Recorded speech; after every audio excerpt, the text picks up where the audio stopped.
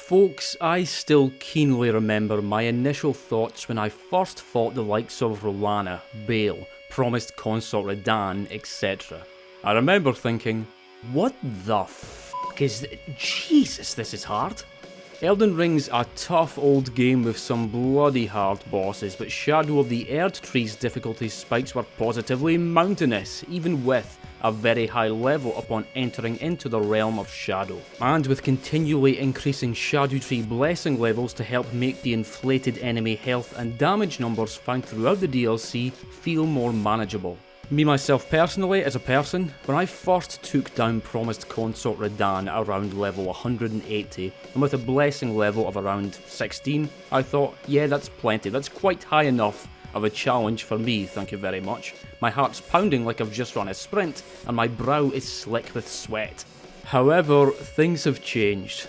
My last video had me taking on, taking down, and then discussing every base game Remembrance boss at level 1, with no armour and no summoning. A challenge which, while hardly being unprecedented or unique, was still very difficult for me as someone who considers themselves to be, at best, slightly above average at games. Nonetheless, after a good 50 or so hours and after a great deal of pain and no small amount of pleasure, I did succeed in my endeavour, and the triumph I felt upon delivering the final blow to the Elden Beast was a sweet thing indeed. However, didn't take long for that sweetness to turn a bit sour as it fully dawned on me what must now come next. The DLC. Dancing Lion, Scadutree Avatar, Commander Gaius, Putrescent Knight, Messmer, Romina, Metyr, Bayle, Jori, Midra, and Promised Consort Radahn at level 1, with no armour, no summons, and hey, just for the sheer unnecessary hell of it, let's also do it without any Scadutree Blessings or even great runes. Let's see how that goes. And so here we are, folks. In this video I'll be discussing in detail my experiences with every DLC Remembrance boss, and a few non-Remembrance bosses. I will be covering what I liked about these battles, what I didn't like, my choices of build, my strategies, enemy movesets, etc, etc, and for each boss I'll also give a rating out of 10 for how painful the experience was, and a rating for how pleasurable the fight was. Make no mistake, a few of these bosses truly were a delight to fight against. But then you have stuff like the Golden Hippopotamus, and others. Anyway, that about wraps up the preamble, so let's dive right in. Enjoy.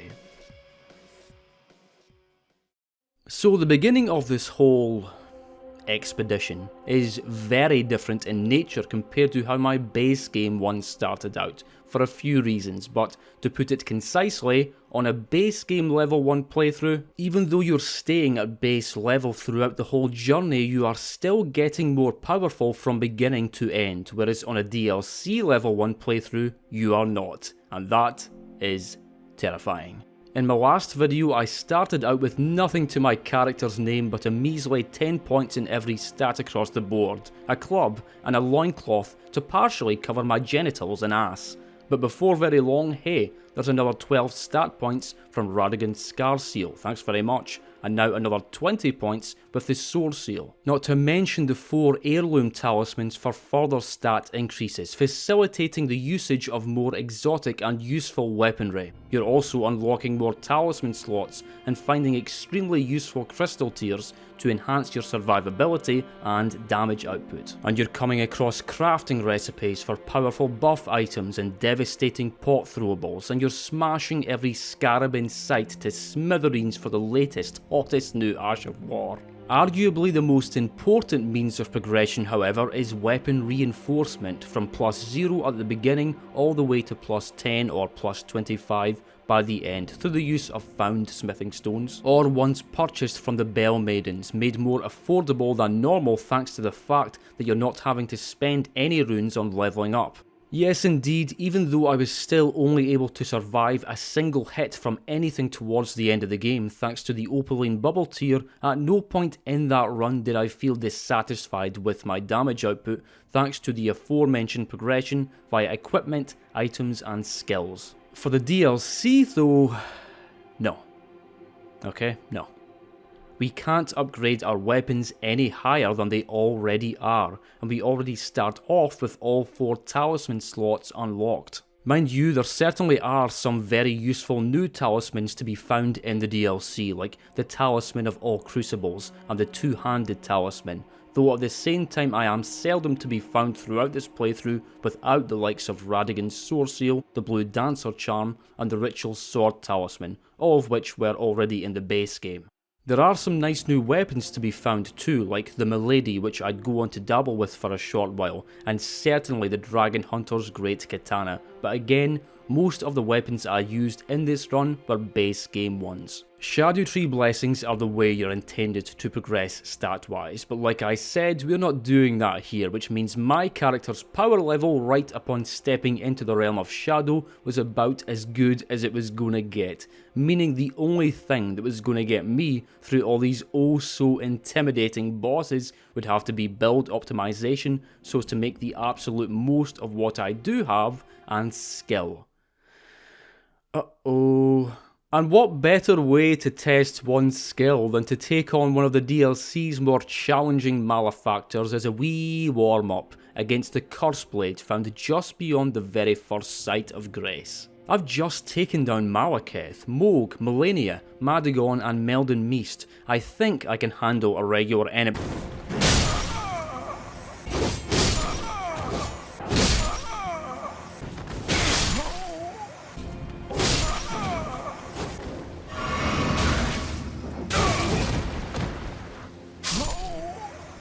Yeah, not a promising start.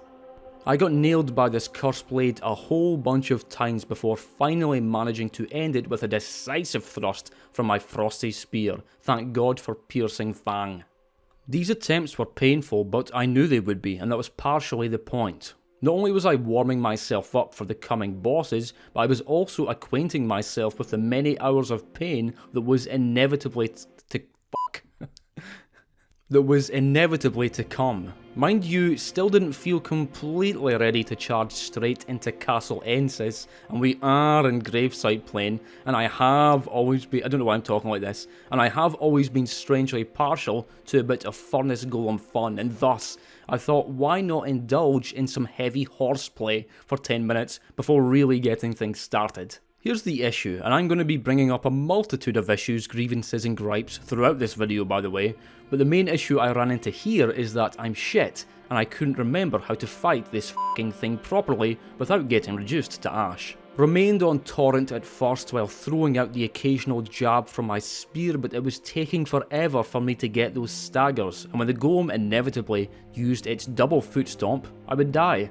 The single foot stomps are easy as hell to avoid, especially when on foot. There's really no trick to it other than jumping or rolling at the right time, but the same didn't seem to apply to the double stomps, which would simply catch me in midair regardless of whether I was on horseback or on foot. Occasionally I'd avoid a double stomp, but then the next time it'd roast me, and it was a real pisser, because this was simply supposed to be a bit of fun for shits and giggles before I dove straight into the really scary stuff. After a few attempts, I did actually manage to get the golem really close to death, with only one more stagger being needed to take it down for good, but because I'm a buffoon, I choked and did this for literally no reason.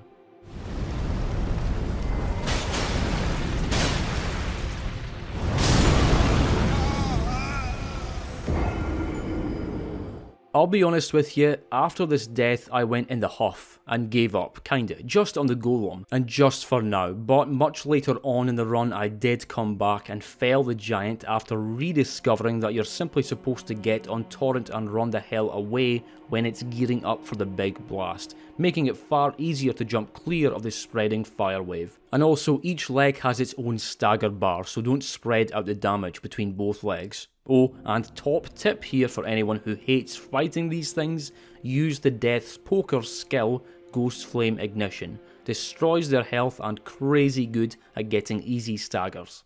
Enough procrastination though, because it was time to really get started, with Castle Ensis being first on my list of dangerous destinations, where Rellana, Twin Moon Knight, resided.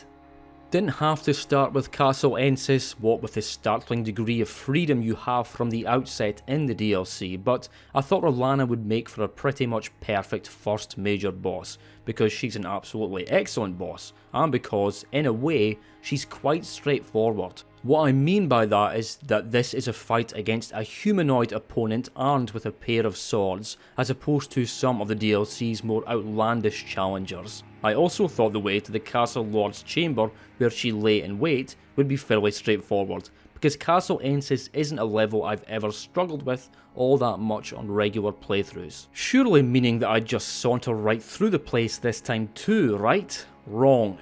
I don't plan on talking about the DLC's levels too much in this video because ultimately this is about the bosses rather than all the stuff in between, but bloody hell, I had a surprisingly difficult time getting through some places, starting with Castle Ensis, or as I now refer to as Castle Anus.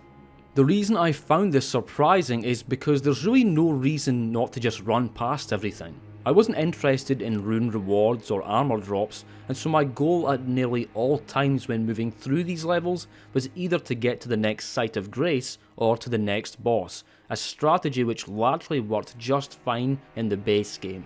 In the realm of Shadow though, the devs are onto you, because running past shit has never been tougher, with the toughest and most infuriating section by far in this level being this part just before Moonrathil. This section drove me mental.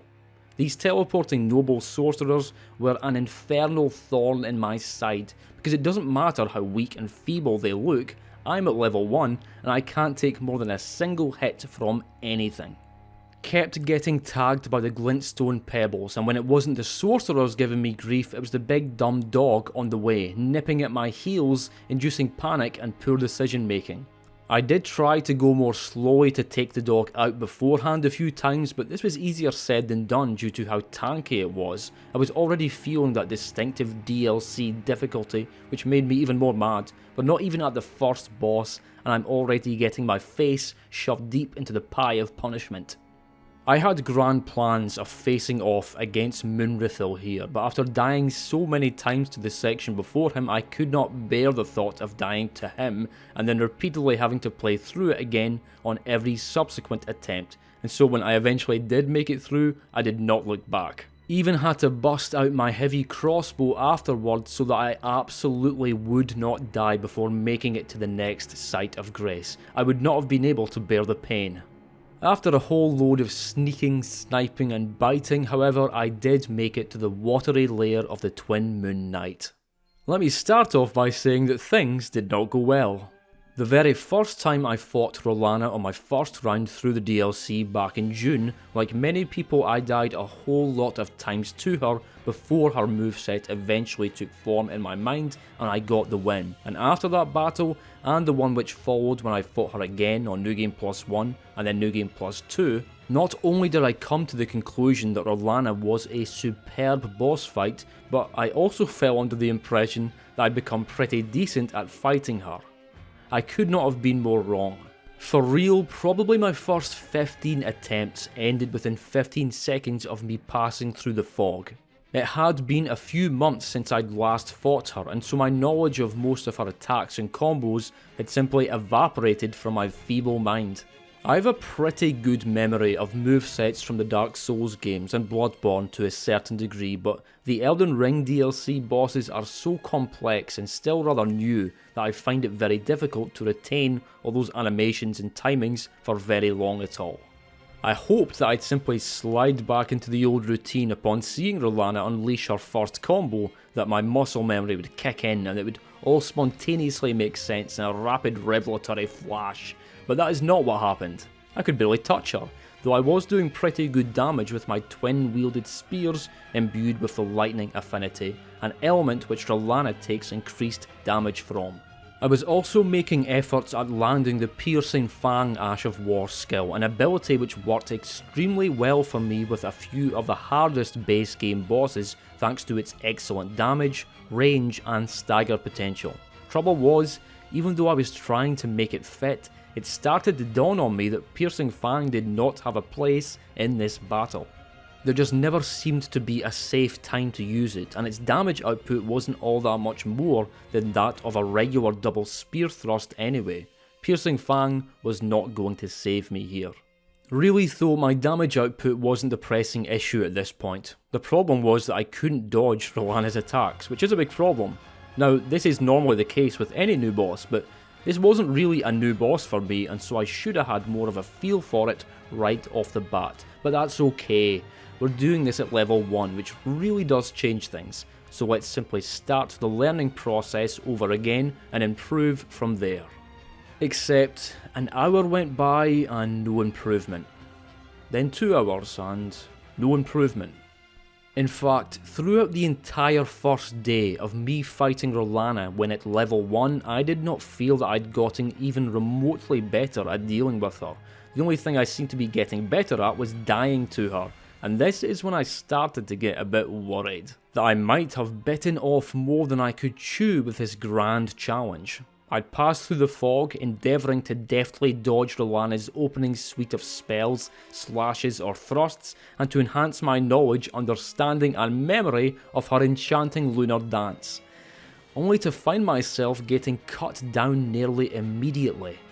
I mean, it's not like Rellana's an easy boss. She has a ton of attacks and combos and switch-ups with different timings and ranges, many of which look very similar to one another to the untrained eye, but which are gradually supposed to make sense the more you see them, unless you're an extremely skillful player who can react to things accurately upon first seeing them, which I myself am surely not.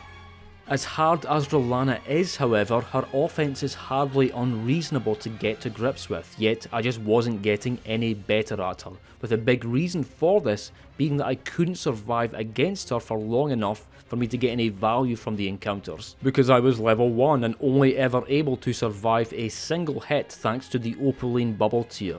One 2-minute long session against a boss before dying is worth a hell of a lot more real life EXP than 8 attempts where you die within the first 15 seconds. Also, regarding the Opaline bubble tier, for as invaluable as it is at allowing you to survive a single hit from virtually any attack, even this usually excellent defensive buff was rendered virtually useless against some of Rellana's attacks.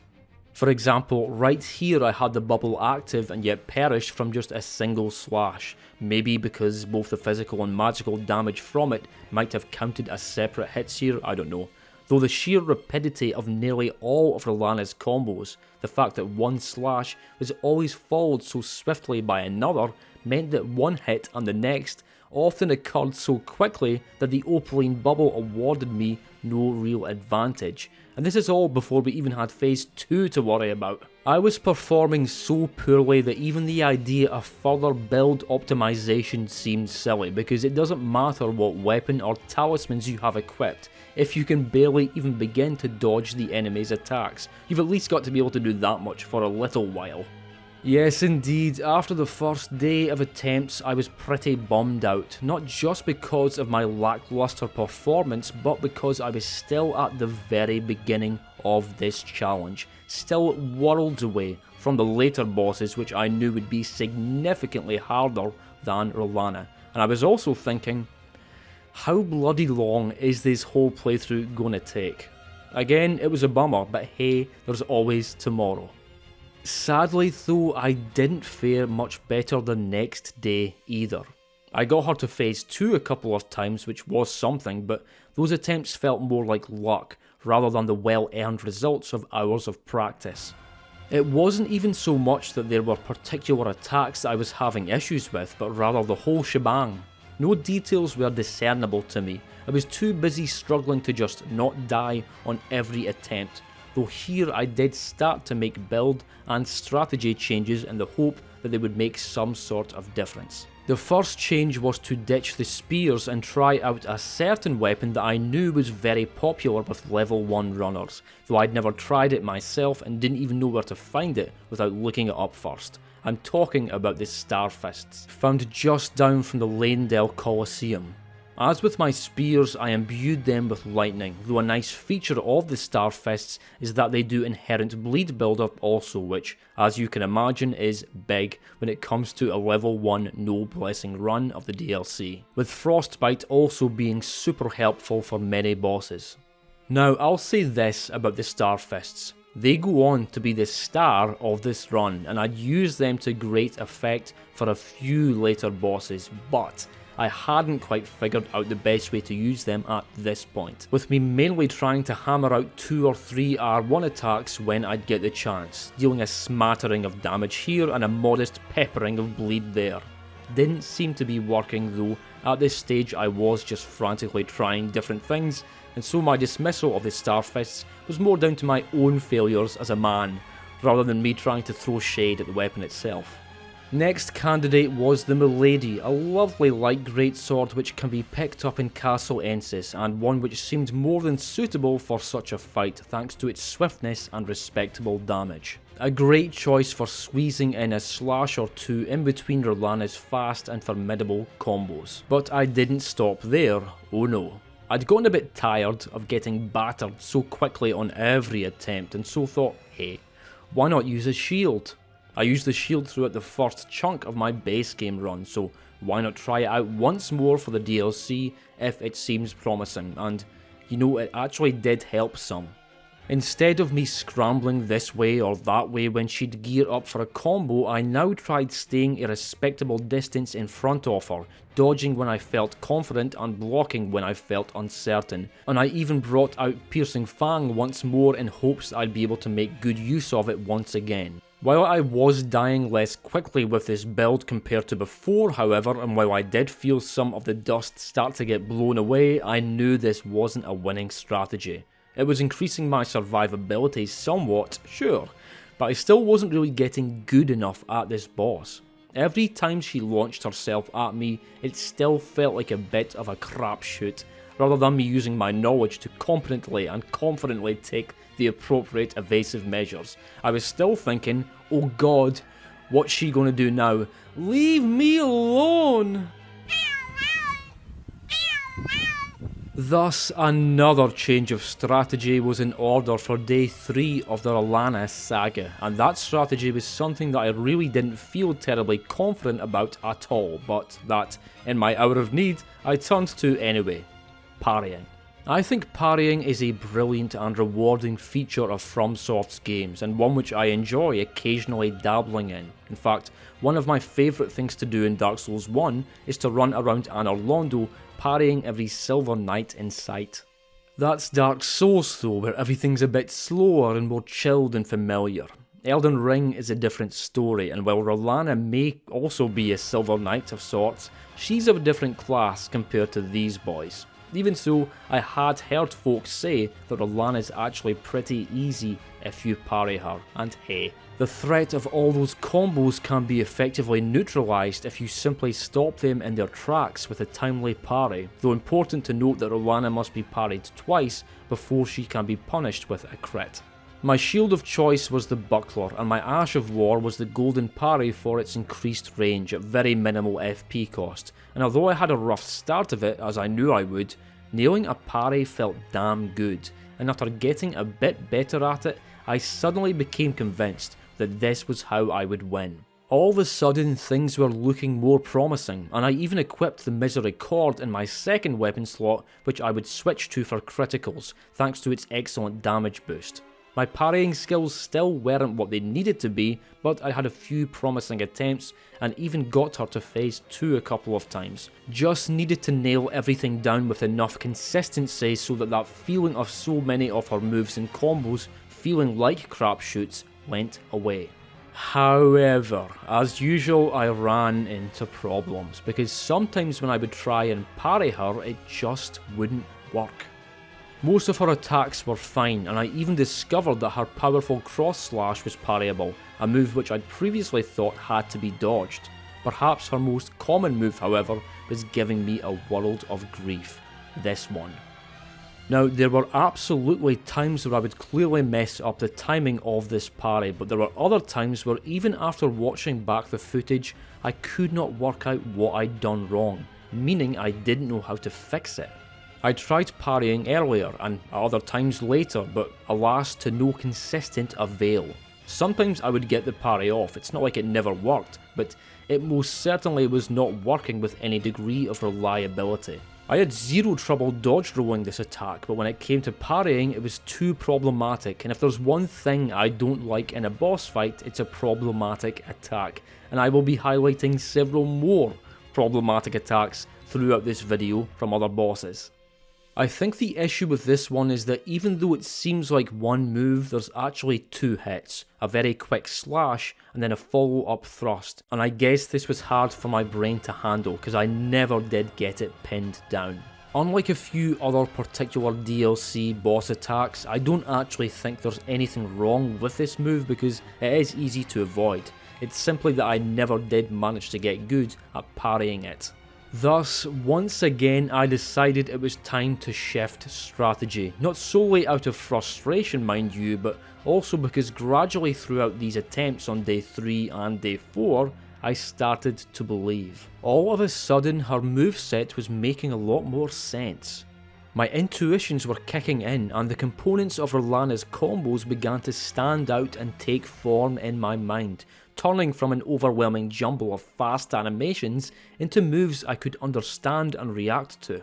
Even phase 2 didn't seem so scary anymore thanks to the number of times I'd made it there, because while her swords do deal increased damage here, most of her combos remain pretty much the same, and the new moves she gains really aren't as difficult to deal with as they first seem.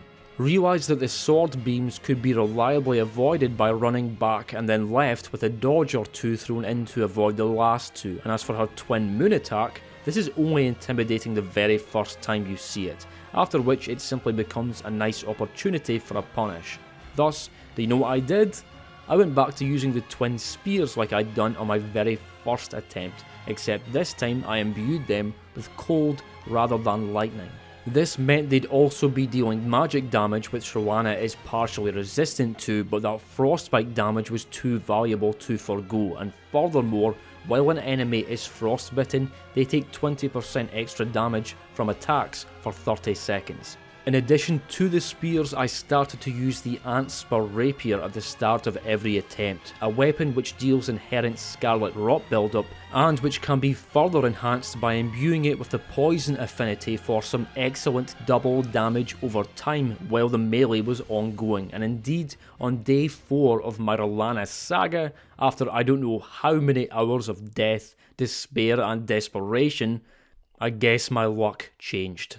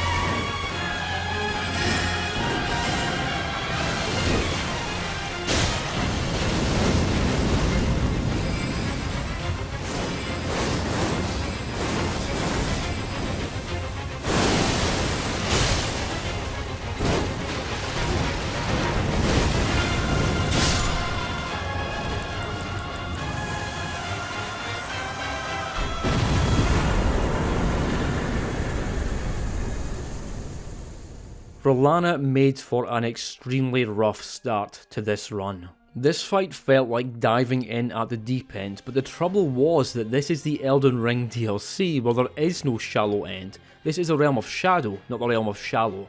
That's not to say that everything after Rellana only gets harder, because that's not the case, but rather I simply knew that this was a boss that had to be beaten, and that she was relatively conventional, so hey, just got to get it done. I was not best pleased that she took me 4 days to beat because I still had such a long way to go, but thankfully this was not the start of a trend. Many other bosses would go down in far less time, though as you will hear there were a few who took even longer. But now for my ratings. For pain, I'm going to give Rellana a 7 out of 10. Now, you might think I would give her a 10 due to how long she took for me to beat, but honestly, for as many times as she whooped my white ass, this is just an excellent boss. Even though I did have trouble parrying that one attack, the Rellana fight doesn't have any bullshit in it. She was very, very hard to beat, and even when I did get good enough to beat her, it was a breathless struggle, but hard doesn't have to mean frustrating or unfair, and for as long as she took, it never got all that painful for me. For pleasure, I'll also hand out a nice fair 7. Rellana wasn't fun for me at all for the first couple of days when I was struggling to match her rhythm, but she definitely started to feel more fun on day 3, and by day 4, when I actually started to play pretty damn well, fighting her felt pretty damn good. Rellana was down, and I was feeling good about that. Sure, there were literally another 14 bosses to go, Jesus, but a major threat had been dealt with. After that 4-day marathon, I really wanted to balance out my mood by taking on an easier boss next. Except there really are no easy bosses in the DLC, not on my condition, and so I made the executive decision to head to Bayle, home of the divine beast Dancing Lion. Thankfully, Bayle wasn't anywhere near as difficult to get through as Castle Ensis was. Did get tagged a few times by that first horned warrior, but that was largely my own fault for choosing to fight it in the first place instead of running straight past. The Gravebirds were more of a problem though, and would continue to be so far into the future when I'd go on to brave this spiral city in the sky, Enir Ilan. That's for much later though, and all in all the trek to the stagefront site of Grace was fine. Whilst Rellana surprised me somewhat due to the extent to which I struggled against her, I knew there would be no surprises with the Dancing Lion, and by that I mean, I knew right from the start that this would make for an extremely difficult challenge at level 1 with no blessings. I found this battle to be something of a feast for the senses, possessing a bizarre but appealing visual design, an energetic, bombastic bastard of a soundtrack, and a whole load of extravagant sweeping moves, with the elements of lightning, ice and wind being added into the divine mix for Phase 2. However, although that all sounds very complimentary, just because a boss is super cool doesn't mean the fight is super fun, and indeed, I've always found this fight to be way more of a hassle than would be ideal, and that's on a regular run, and let's not even talk about that other Divine Beast fight. Based on my history with the Dancing Lion, a history wherein I've always been a bit shit at fighting it, I knew I'd get no more respite through the duration of this dance than I did with Rellana's. Mind you, very different sort of fight. For a start, the target here is far bulkier, with a wholly unconventional shape. The general tempo is also rather unique, with more of a focus on fewer big attacks rather than the constant barrages of nimble combos thrown out by the Twin Moon Knight.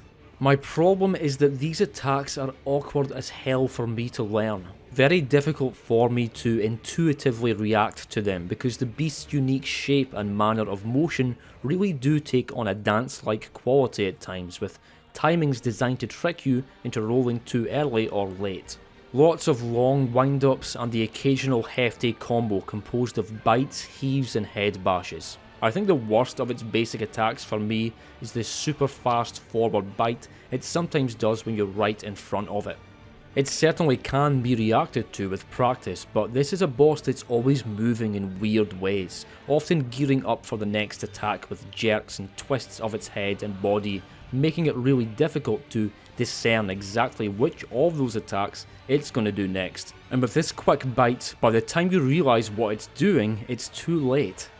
As unimpressive as it may sound, my main means of learning the Dancing Lion really was to just brute force it, dying again and again, but slowly adjusting myself to its rhythm with every death. It wasn't fast and it wasn't pretty, but I guess it worked.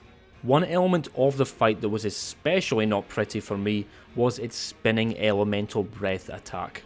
Sometimes it'll go straight into the move for the full version, but most of the time it's preceded by two fairly easy to dodge charges, followed immediately after by a slightly shortened version. The annoying thing about this move is that it's really not that difficult or complex. You've just got to dodge or jump through the smoke or lightning or what have you as the boss spins, after which you can move in for the punish. Even so, no other move in this fight gave me as much trouble as this one. I just kept messing up the dodge timing, or I would roll in the wrong direction, and even once I got to the point where I'd mostly learned everything else the line threw out, this attack still caught me out half the time, which ended up being one of the catalysts for me to stop locking on at all times. I found that when I stayed locked on during this attack, it usually focused my view far too much on the lion's head, restricting the extent to which I could clearly see exactly what was happening on the ground, which made it tough to time the dodges, and I'd often end up further in the danger zone after dodging rather than out of it. The lock-on also negatively affected my offense at times, particularly with Piercing Fang, which, while not being useful at all in the Rellana fight, was massively useful here. Trouble is, when you lock on, it's the head that's the focus. The Dancing Lion is not just a head though. Sometimes it would do an attack, land past me with its head out of range, but its body close enough for Piercing Fang, but because I was locked onto the head, the Piercing Fang would miss, favouring an out of range target over an in range one. Don't get me wrong, I'd still stay locked on to the boss for most of the time, but I do so selectively rather than as a rule like I would with nearly every other boss. The Dancing Lion definitely gets a lot scarier and messier in Phase 2 when the elements come out to play, though due to its unique ability to cycle through elemental sub-phases, the difficulty undulates. The lightning form was the one I ended up most familiar with, while the one I always got most spooked by was the wind form due to its relative rarity. The ice form might be the one I disliked most, however, due to the AoE after effects after every of the lion's attacks. Instead of just being able to dodge to safety like normal, suddenly each attack is followed by an ice explosion directly after, which caught me out several times and which really annoyed me because I didn't and still don't really understand how to avoid some of this AoE damage, other than to just not go near the boss until it shifts to a different sub-phase. The wind form was largely okay except for the tornado attack, which I don't think I ever managed to survive. It's a big AoE projectile that's awkward to time due to its violent cyclonic motion in concurrence with its fast forward motion as it moves towards you, and it fucks me up. And also I'm terrified of tornadoes in real life, even though I live in Scotland and we don't actually get any here. The lightning form is probably the most chaotic, primarily due to the arena hazards which occur as it attacks. You've got to pay extra close attention to where you're dodging to in this phase, lest the heavenly bolts strike you down, and all the while the boss is gearing up for the next attack, and it's all a bit hectic. Its spinning attack also takes on more range here, meaning simply running away instead of dodging or jumping becomes less viable, and it can throw out lightning projectiles which are nearly guaranteed to catch you out the first few times you see them, because they come out way more suddenly than you might assume. Even so, I quite like all the lightning shit. It's very busy, but once you get good at it, it's a surprising amount of fun, nimbly avoiding lightning strikes from the sky and lightning bolts from the boss, and there's just a whole lot of lightning. It was frustrating when I would dodge back into an arena hazard and get nailed by it even though I couldn't see what was there, but that was actually surprisingly rare, and you do get just enough time to move to safety if you do find yourself in a danger zone. As for my builds, I didn't feel the need to experiment anywhere near as much this time as I had with Rellana, because my twin spears with Piercing Fang simply worked very well. Started off with fire, then a bit of bleed before finally settling on cold. with it taking just 3 or 4 piercing fangs to get me a nice stagger. Although I did not employ it from the start, I did later bring the Antspur Rapier to the fight for its wonderful poison and rot qualities to help me deal as much damage as possible. You really need to use every elemental and status effect based advantage at your disposal in a run like this. If you are already getting sick of me using Scarlet Rot though, don't worry, because I only use it a few more times after this. Not out of principle, but just because for some bosses it didn't feel as necessary, or it was too awkward to apply, or just because I didn't feel like it. I don't know. Anyway, here's my victory.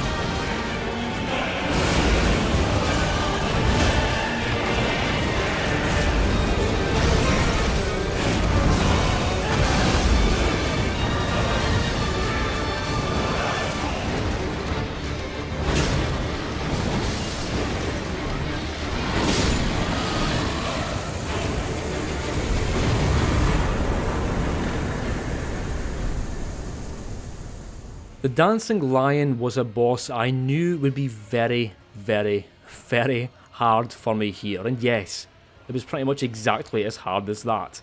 It was a rough process getting good at it, and even once I did get my win, it wasn't because I had mastered the boss's moveset, but because I'd gotten just good enough to get through it with the help of the rather excellent damage I was able to deal with Piercing Fang in combination with the staggers and the cold and the poison and the scarlet rot. Even with all those sources of damage though, this really was a monumental challenge. In fact, I distinctly remember saying to myself aloud right after I threw out that final Piercing Fang and did the Ring of Miquella gesture, I said to myself, that was really hard and I'm glad it's done. I give the Divine Beast Dancing Lion a 6.5 on the pain scale and a 5.5 for pleasure. For as hard as it did only take me a couple of days to beat in comparison to the 4 days required by Rellana. I wasn't a big fan of this fight before coming into it at level 1, but rather than my opinion of the lion now being lowered or raised after so many extra hours of death before eventual victory, to be honest my opinion's about exactly the same as it was before. I knew what to expect, and I was correct in my expectations. Now onwards and upwards to Shadow Altus.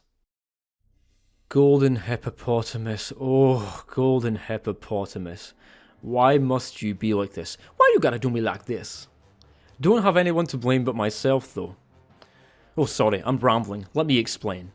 This is an all Remembrance boss run, meaning I've got to defeat all 11 Remembrance bosses, as well as any non-Remembrance bosses which stand in their way, of which there are just 3.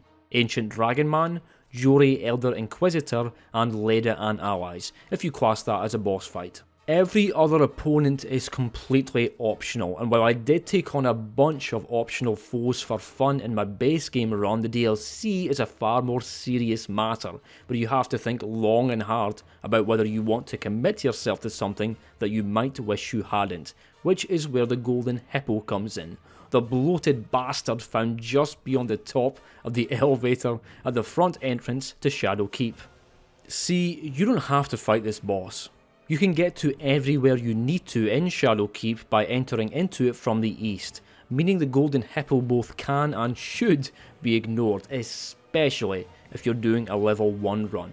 This isn't even a boss I enjoyed on my regular playthroughs, and I said as much in my review of the DLC last year, but for some reason I just felt like fighting it again. I guess because I really didn't think it'd be all that difficult. Ideally a relatively low stress encounter to discuss in this video.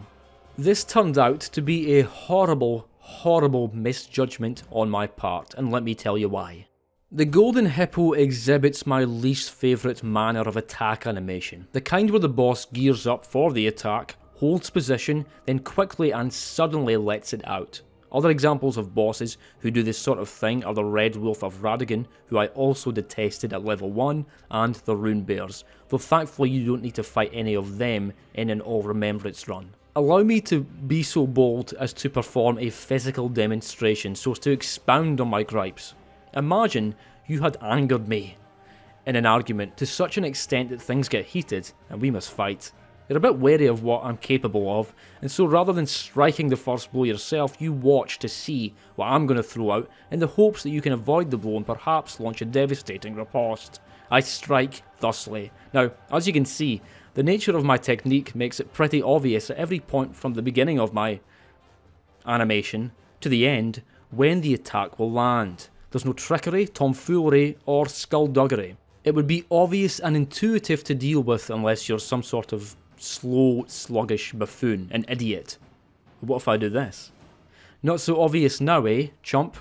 There's really no way to tell when the second half of this punch is going to come out just from observing the first half, and that second half comes out so fast that dodging it on reaction would be very difficult. That's how I feel about the Golden Hippo, a boss who does this sort of thing with about half of its attacks, with one of its most irritating ones being this quick bite it tends to do if you're hanging around in front of it. Mind you, I never sensationalise my opinions for the hell of it, and I never want to be unfair, and so I will also admit that these attacks are not bullshit. They're annoying, awkward to learn, and unpleasant to deal with, but they're all perfectly dodgeable once you get the timings drilled into you. Even that intimidating forward charge grab it often does right as you enter the arena really can be reliably dodged once you get used to its deceptively slow initial speed. The thing is, I ain't done shitting all over this hippo. Golden Hippopotamus, more like Golden Shittopotamus. This arena is too small for this boss. It will always either do the open-mouthed charge grab at the start of the battle, or this equally open-mouthed charge attack, both of which will put it right up by the wall, leading to nonsense like this. Although it's very common for players of these games to criticise the camera in boss fights against larger entities, I normally don't, because I usually just don't have all that much of an issue with the camera, even with bosses where most people do. For the Golden Hippo though, I'm right there with you. The camera situation is outrageously terrible.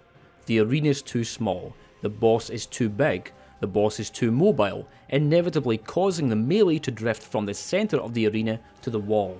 The boss's attacks are already awkward to deal with due to their unnaturally sudden timings, and the camera cannot abide. By the end of my time with the Golden Hippo, I'd partially managed to train myself to dodge attacks based on knowledge of its usual attack patterns, sound, and subtle movements of its mid-body and rear, not because I wanted to, but because I had to. Because often I just wouldn't be able to get a good view of what its big dumb head was doing. The thing is though, I'm still not done crapping all over this horrible hippo, or should I say problematic porcupine, because therein lies my greatest source of pain. I'm talking about Phase 2.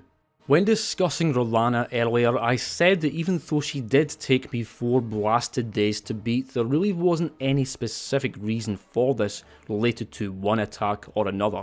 It just took that length of time because she's a hard boss at level 1, because that's simply how long it required for me to get good. The Golden Hippo is a different story because its second phase, which it transitions into after losing 30 to 40% of its HP, was nothing short of a miserable nightmare. Let's start with the actual transition attack where golden thorns rain down upon you from above. See this attack? I don't know how to avoid it. I did avoid it, probably about half the time it was used on me, but the problem is that the other half of the time when it was used, I couldn't avoid it, leading to me either dying or losing my opaline bubble protection. Tried running in a straight line, running and jumping, running at a curve, running around the hippo itself, and while nearly everything worked some of the time, nothing worked all of the time.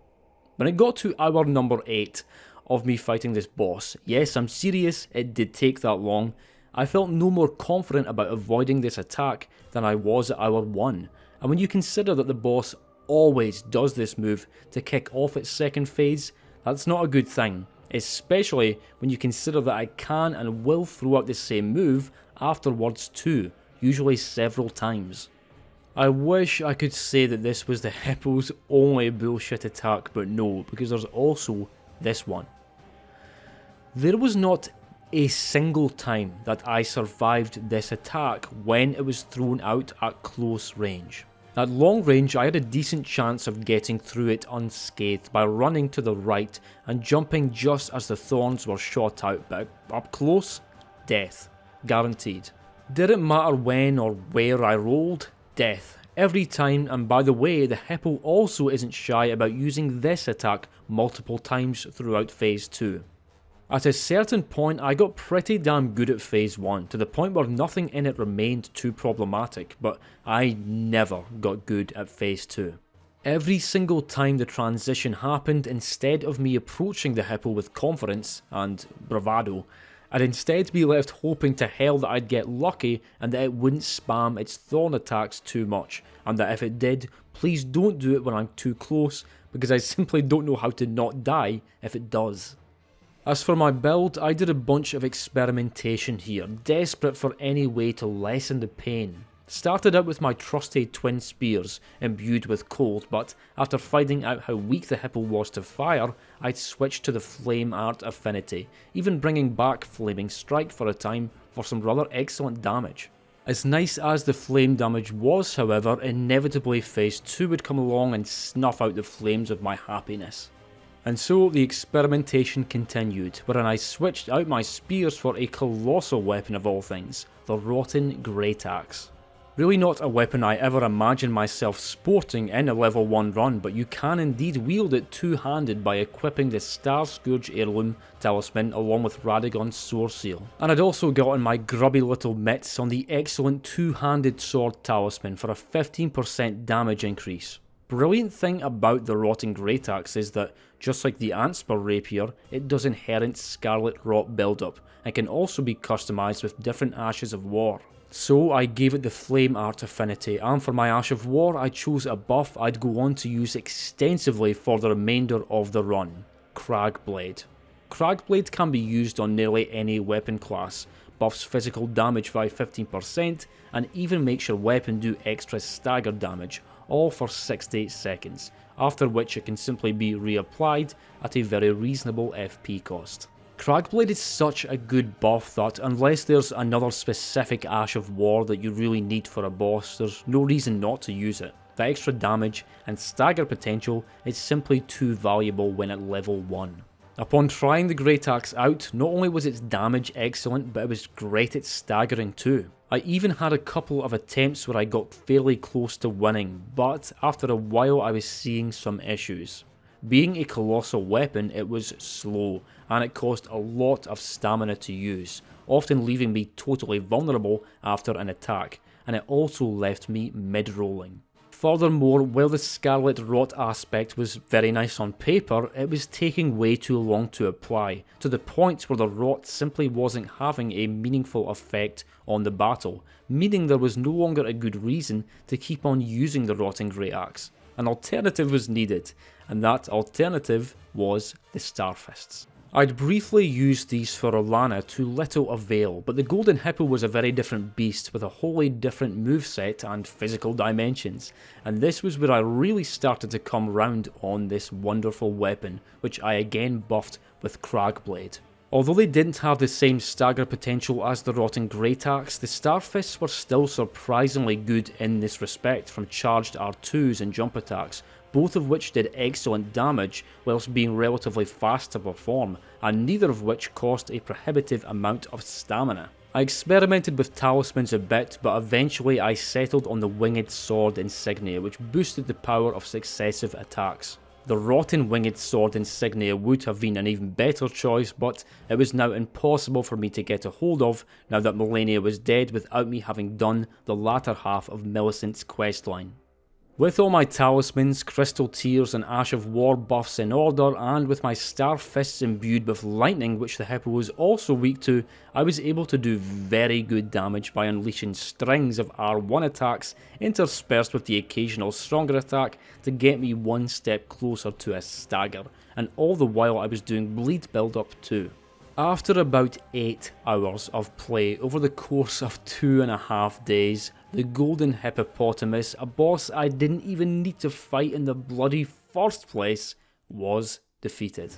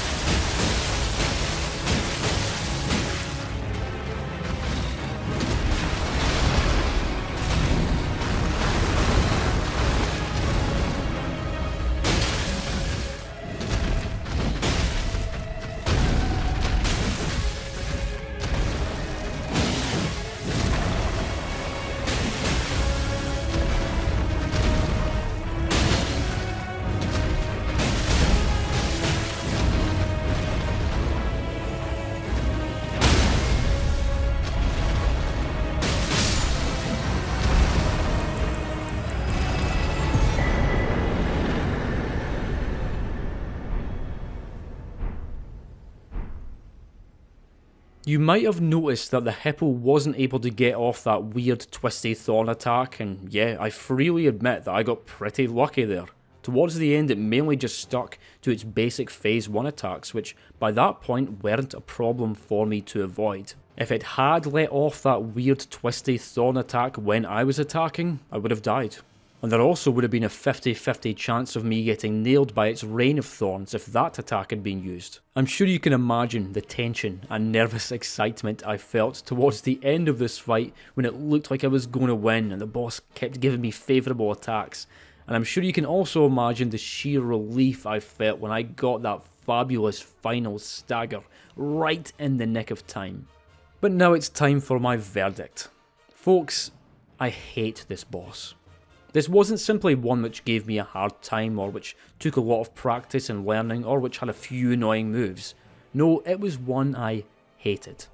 Wasn't that way at first when I didn't yet realise what I'd gotten myself into, but from my first attempt where I got caught out by the opening grab, to my last attempt where I eventually got the win, my hatred for this boss grew and festered, because I knew that every time phase 2 came, I could not reliably deal with it, which remained the case even when I beat it.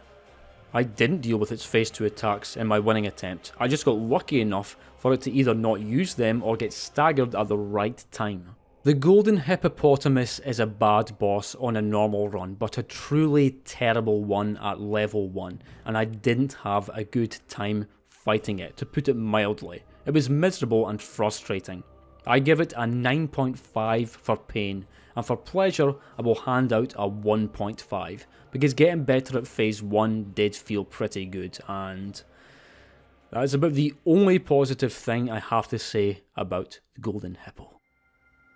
Even though I had gained the right of entry into Shadow Keep, I was still a bit apprehensive about charging straight in, because in the immortal words of Adrian Belew in the song Thela Hunjinji from King Crimson's masterful 1981 album Discipline, this is a dangerous place. Thus, I thought, why not head to someplace quite different? Miquella's Great Rune had shattered by now, meaning the entrance to Stone Coffin Fissure down south in Cerulean Coast was now open, and at the base of this sleepy place, why, the Putrescent Knight, of course, a boss I've always found to make for an excellent fight. Trouble was, I had to make it down there first.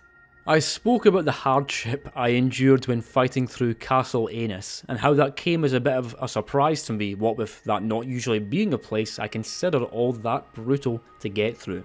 As for Stone Coffin Fissure, I've always considered this to be even easier than Castle Aenus. Beautiful level with a lovely aesthetic and very unique landscape compared to anywhere else in the Realm of Shadow, but not very tough to complete. This time though, things were very different, for one main reason: these weird eye things.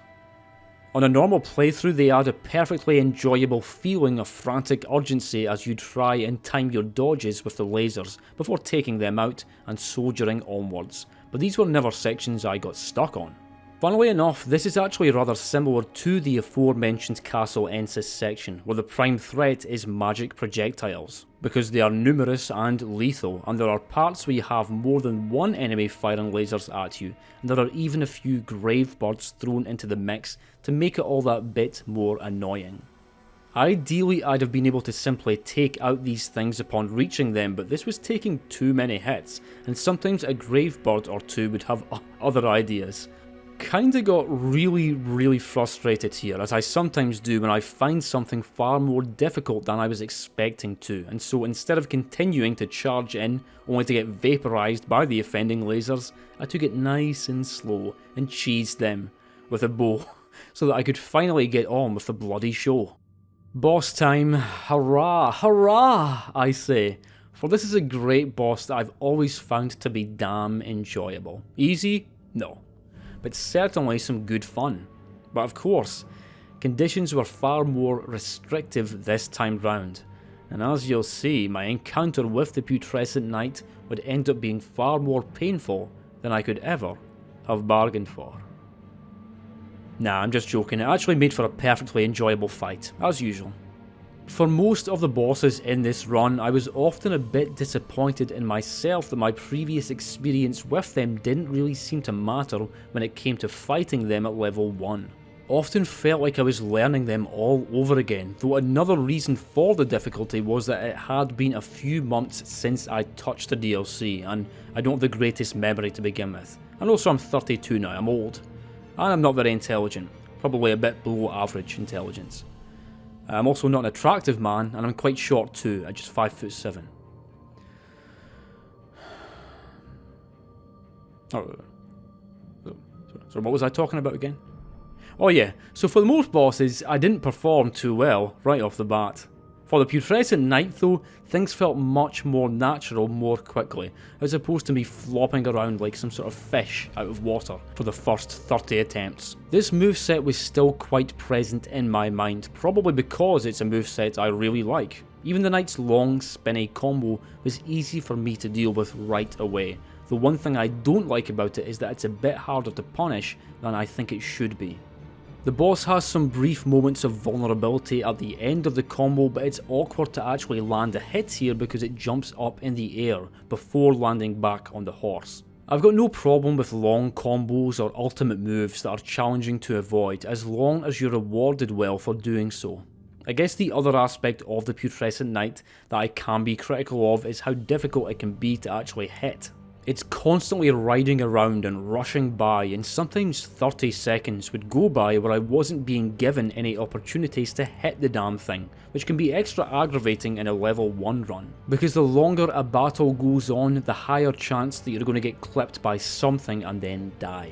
That's why it feels really good when you manage to get good enough at a boss to the point where its first phase goes from feeling like a struggle to feeling nearly guaranteed, and I did actually get to that confidence point for several base game bosses and even a few DLC ones. Back to the elusive nature of the Putrescent Knight though, I would be lying if I said there wasn't an element of skill involved, because towards the end of my attempts I did get better at sneaking in sly strikes here and there at times and places where I had previously thought the boss was out of reach.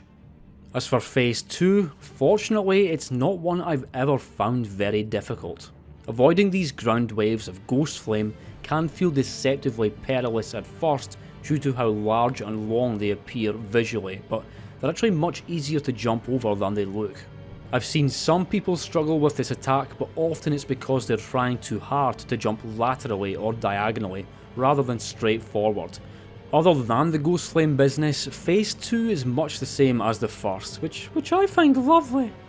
A badass Phase 2 is all well and good, but if it's too different and advanced compared to the first phase, then it can sometimes feel like having to learn to deal with a second boss in the one battle, one which you only get to acquire experience on if you manage to nail Phase 1. Build wise, I knew that the Putrescent Knight was very weak to Holy, and so I imbued my trusted spears with the Sacred Affinity, though rather than choosing anything too exotic for my Ash of War, just went with good old Piercing Fang, and this setup yielded some perfectly decent damage. Mind you, even though I was using spears, a main attraction of which is their length and thus range, I did feel that they were strangely poor at actually hitting the boss as it rode by. Thus, I opted to try something else, something that would give me a lot more bang for my buck when I could score a hit, and this is where I brought the Rotten Great Axe back into the picture. At first I was more curious than anything at how effective a colossal weapon would be for so mobile a boss, but to my delight it was great. It was doing high damage with every strike, and the axe actually felt better at landing punishes than my spears had, and as you might expect, it was excellent at getting staggers too, which is another advantage it had over the spears, which, Piercing Fang aside, are not good at dealing posture damage. As for my Ash of War, I thought I would give the ever impactful Lion's Claw a try to help me along in getting as many staggers as possible, and while it was okay, I felt that it was a bit too slow, ate through too much stamina and left me too vulnerable afterwards. It was one of those skills where it felt like I was trying to force it in rather than this fight feeling well suited for it, and so I tweaked the formula, swapping out Lion's Claw for Sacred Blade, so as to capitalise further on the Putrescent Knight's aversion to all things holy. Sacred Blade fires out a holy projectile which does a decent bit of damage if it lands, but the projectile wasn't why I was using it, because it also gives your weapon a generous holy buff for 40 seconds afterwards, on top of the holy damage it was already doing via the Sacred Affinity. And when I saw the numbers I was getting, I knew I had found the build. There was also the Scarlet Rot from the Great Axe, but this was more incidental than anything and not the main reason I was using the weapon, and I only landed the Rot with about 30 seconds to go in the fight. And here's what that fight with the Putrescent Knight looked like, alright?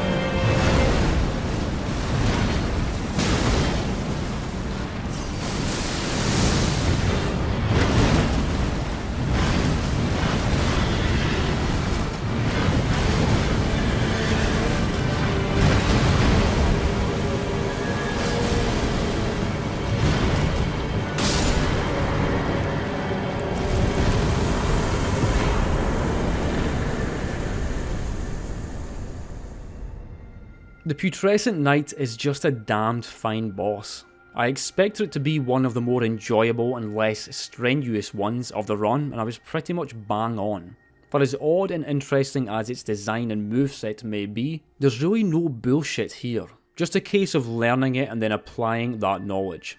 Despite my praise, I will admit that this was hardly a quick affair. In fact, it probably took me about 3 hours of attempts, though rather than this being the result of me getting stuck or stumped by some obnoxious move that I couldn't figure out how to deal with, the fact is that it simply took me a while to play well enough in any given attempt for long enough for the boss to go down. There's no way to sugarcoat it, this run's just really, really hard. Even though it is entirely possible to do so, these bosses aren't designed to be taken down nearly hitless. That's why the game gives you gallons of healing flasks, the Scadutree Blessings, and everything else. And why stuff takes so damn long to beat when you can't make use of all that. Anyway, my ratings. I give the Putrescent Knight a 3 out of 10 for pain, and an 8 out of 10 for pleasure. Not my favourite boss of this playthrough, but a damn good one nonetheless. Ah well, now that St. Trina's spooky Guardian of the Deep had been thoroughly unhorsed, I guess this made for a fine time to buckle up ourselves and head back to Shadow Keep to fight some more bosses. I'm not going to spend much time talking about the experience of travelling through Shadow Keep, but let's just say it was shit. For as big, complex and ambitious as it may be, I don't actually like this level all that much, and I liked it even less when moving through it with such low survivability.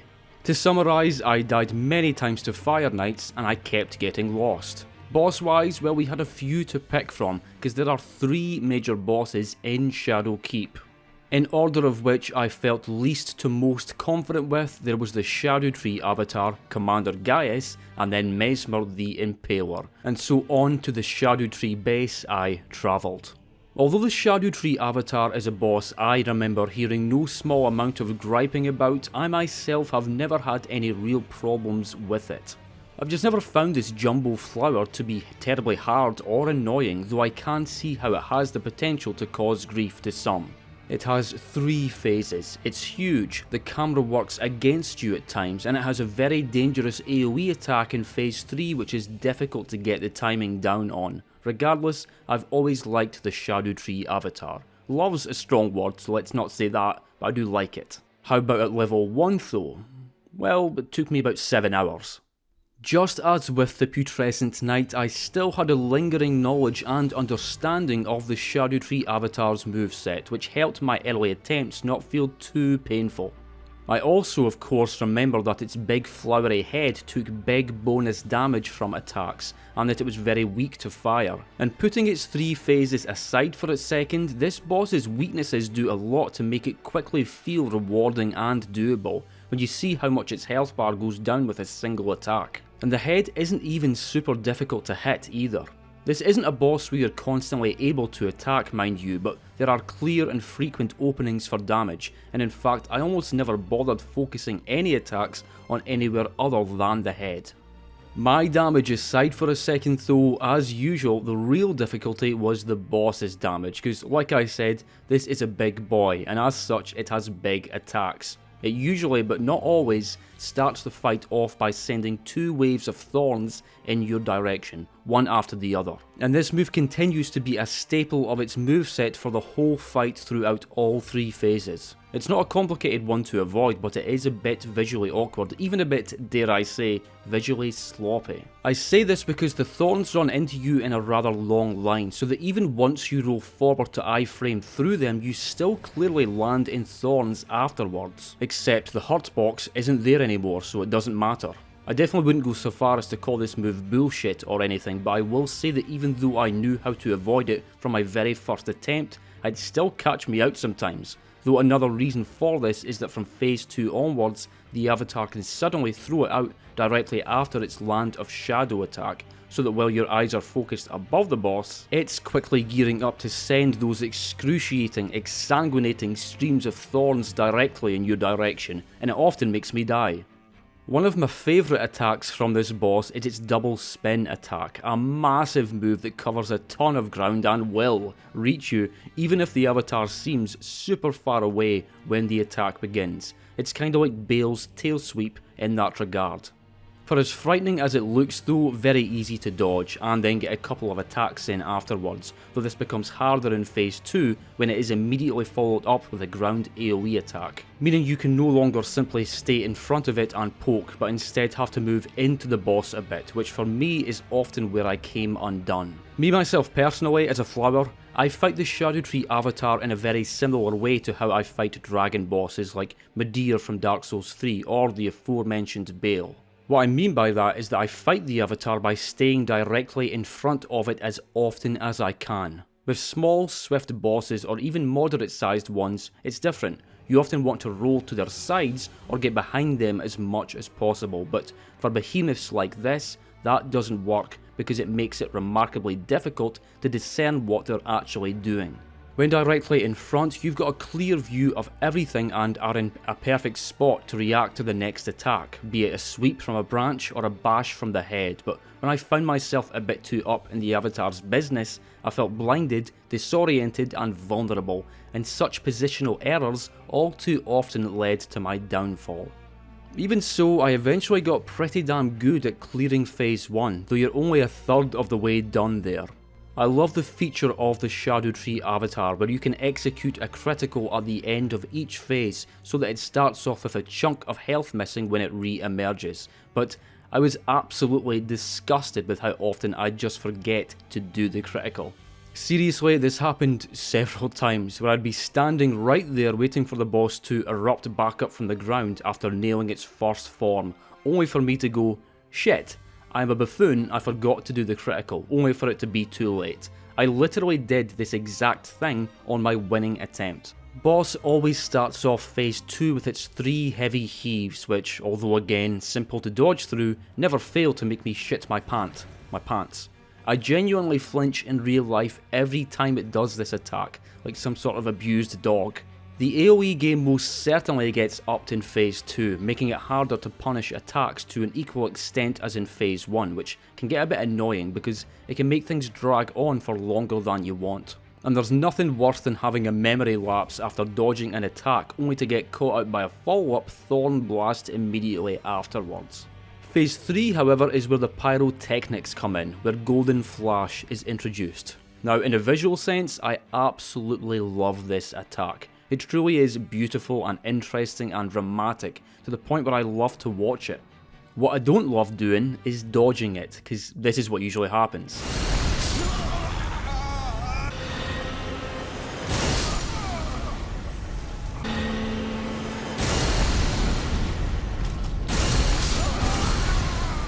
After several hours of fighting the Scadutree Avatar, I got good enough to where I'd make it past phase 1 about half the time. Then after that, I'd be able to make it through phase 2 maybe a quarter of the time.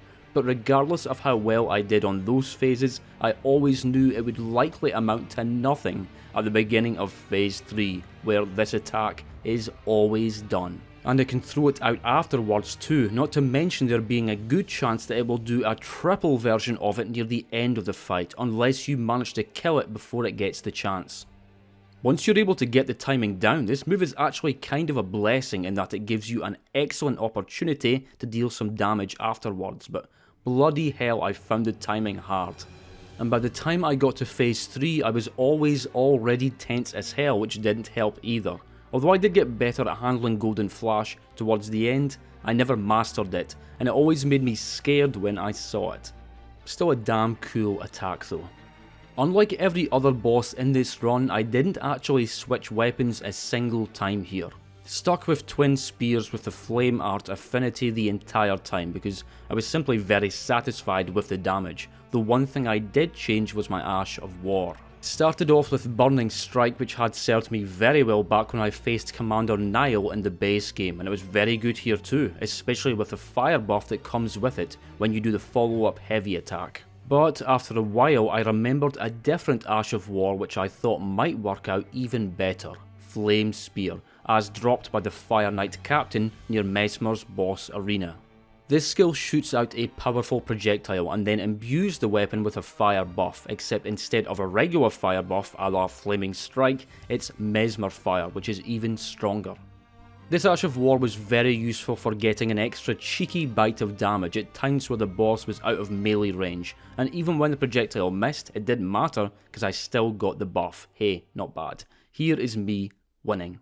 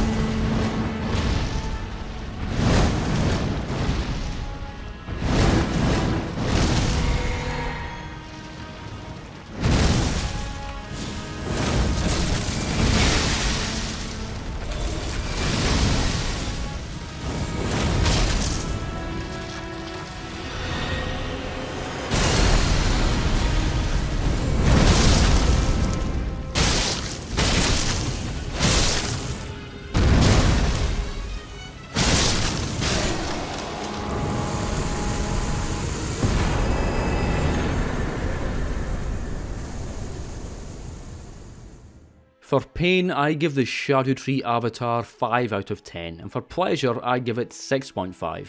Thing with this boss was that it took me way longer to beat than it really should have. Damn thing took me about 7 hours, which is kind of ridiculous. I expect that from the likes of Rellana and Messmer and such, but not from the Scadutree bloody Avatar. The Golden Flash was certainly a cause of this, but to be honest, most of the time I wasn't making it to Phase 3 at all. The real reason it took so much time was that I was playing like shit. Too many careless mistakes where I'd get caught out by attacks I knew full well how to dodge, and doing things like forgetting about the criticals at the end of each phase. Even so, for as long as this fight took, I never got all that frustrated when fighting the Avatar. Got annoyed with myself for letting it drag on for so long, but I still consider this to be a good boss, and I did have some fun fighting it at level 1. That's one Shadowkeep major boss down, now just 2 to go. Commander Gaius was not a boss I expected to have much fun with. He's kind of one of the DLC's more forgettable encounters. You'll be sitting there trying to remember all 11 Remembrance bosses, and you're at 10 but you can't remember the last one. Who is it?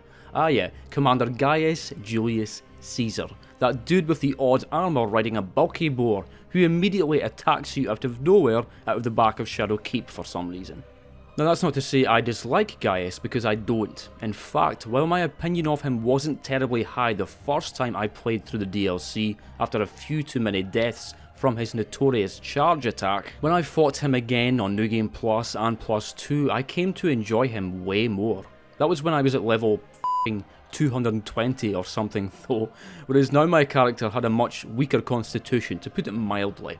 Thus, as I stepped out into the weapon-strewn battlefield, and as I spied the frightening form of Gaius and Boar charging at me from yonder that way, I began mentally preparing myself for what would likely be yet another grueling marathon, perhaps even a multi-day affair. To my surprise though, I was actually, well, kind of right, in that it did still take me 2 days to beat, but in addition to that, Commander Gaius, of all bosses, ended up being the second most enjoyable battle in this entire run. First things first, that charge attack. In a fight where you can't take more than a single hit, any move with even the faintest whiff of bullshit about it, or should I say boar shit, is enough to give me a bit of anxiety. Need I mention the Golden Hippo's thorn nonsense again? And so I really hoped Gaius' charge wouldn't pose too big a problem for me here, because not only does he do it at the beginning of every single attempt, but he'll always do it many more times afterwards, sometimes out of nowhere and sometimes after his boar's downward slam, and he's also not shy about launching into the charge at super close range. Now, I won't pretend I didn't still get flattened by this attack a bunch of times, but other than a few occasions when I genuinely did feel betrayed by its hitbox, this attack was perfectly avoidable as long as I was concentrating on timing it just right. Though another thing that really helped was the Feather Crucible Talisman. Although I haven't mentioned it until now, I'd actually been wearing this talisman since Rellana. In fact, other than my first few Rellana attempts and promised Consort Radahn, there wasn't a single other time throughout this whole run where I wasn't wearing either it or the Talisman of all Crucibles, and that's because unless you're really trying to squeeze every possible ounce of damage potential out of your Talisman setup, then there's really no good reason not to wear it at level 1 with no blessings. For those who don't know, the Feather Crucible Talisman boosts the number of iframes you get when dodging at the cost of lowering your defense, but as I'm sure you know by now, my defensive stats are utterly irrelevant anyway. Wasn't able to survive anything through the second half of the base game, and I'm certainly not able to survive anything in the DLC with no Scadutree Blessings. The Feather Crucible Talisman helped massively throughout this whole run, and made several brutal boss moves feel far more manageable, one of which was Gaius' charge move. In fact, do you know one of the things I loved about this fight? It's that Gaius doesn't have any bullshit moves at all. Seriously, after I'd learned everything, there wasn't a single attack that I dreaded seeing. That's not to say that I picked his moveset up very quickly, because I didn't, but for as intimidating as some of his moves may be, they're all fine. His big combo can seem merciless and excessive when you first see it, but although it is very deadly and long, dodging every blow isn't as bad as it first seems. Just gotta learn the right timing, which is perfectly achievable after seeing it a few times. Though I'm sure my Feather Crucible Talisman did help with this. If I had to highlight one particular attack that did irritate me more than the others, at least at first, it's the boar's rear kick, which often comes out when you're right behind it. Once you expect it, it's fairly predictable, can be dodged on reaction and is punishable, but there's something that seems slightly off about it to me. Like the hurt box comes out just a tad earlier than it seems like it should based on the animation. Or maybe I'm just completely insane, I don't know. As for Phase 2, it's also completely fine. Seems like it's going to be a chaotic series of gravitational torments when you first see him dive down in a purple blast of splintered rock. But in reality, after this transition, which itself is easily avoidable by simply running away, Phase 2 is only slightly more challenging than the first. There's a few new attacks and extra magical AoE after effects thrown in here and there, but Gaius' threat level really only elevates from a 7 to maybe a 7.5, and you know, I appreciated that, thank you Gaius. I love not dreading Phase 2 of an already rather difficult boss. As for my build, although I started off with the Rotting Great Axe imbued with the Sacred Affinity, that didn't last all that long before I once more switched over to the Starfists. They worked for a hippo, so why not a boar? Bear with me here. So, while the Starfists worked like a charm for the Golden Hippo, who simply could not withstand my relentless series of bloody R1 blows, I wanted to try a bit of a different strategy for Gaius, and I'm damn glad I did, because in this fight, I discovered the joys of the charged attack. The Starfist's charged attack is fast. Great. But not only is it fast, but it deals surprisingly good stagger damage. Nice. But it doesn't end there, because if you give this weapon this Sacred Affinity so that it deals holy damage, which Gaius is weak to, then put on the Axe Talisman for stronger charged attacks, and combine that with either the Spiked Cracked Tear for even stronger charged attacks still, or the Holy Shrouding Cracked Tear for a nice bonus to holy damage, then you start doing damage like this, and that's with no blessings. And also remember that this weapon does bleed build up too. The one and only downside with the Starfists is that they have very poor range, which I found made them unsuitable for some bosses in this run, but for a boss like Gaius, who gives you constant opportunities for punishes and staggers, this weapon is a dream, and certainly contributed to the amount of fun I had with this fight.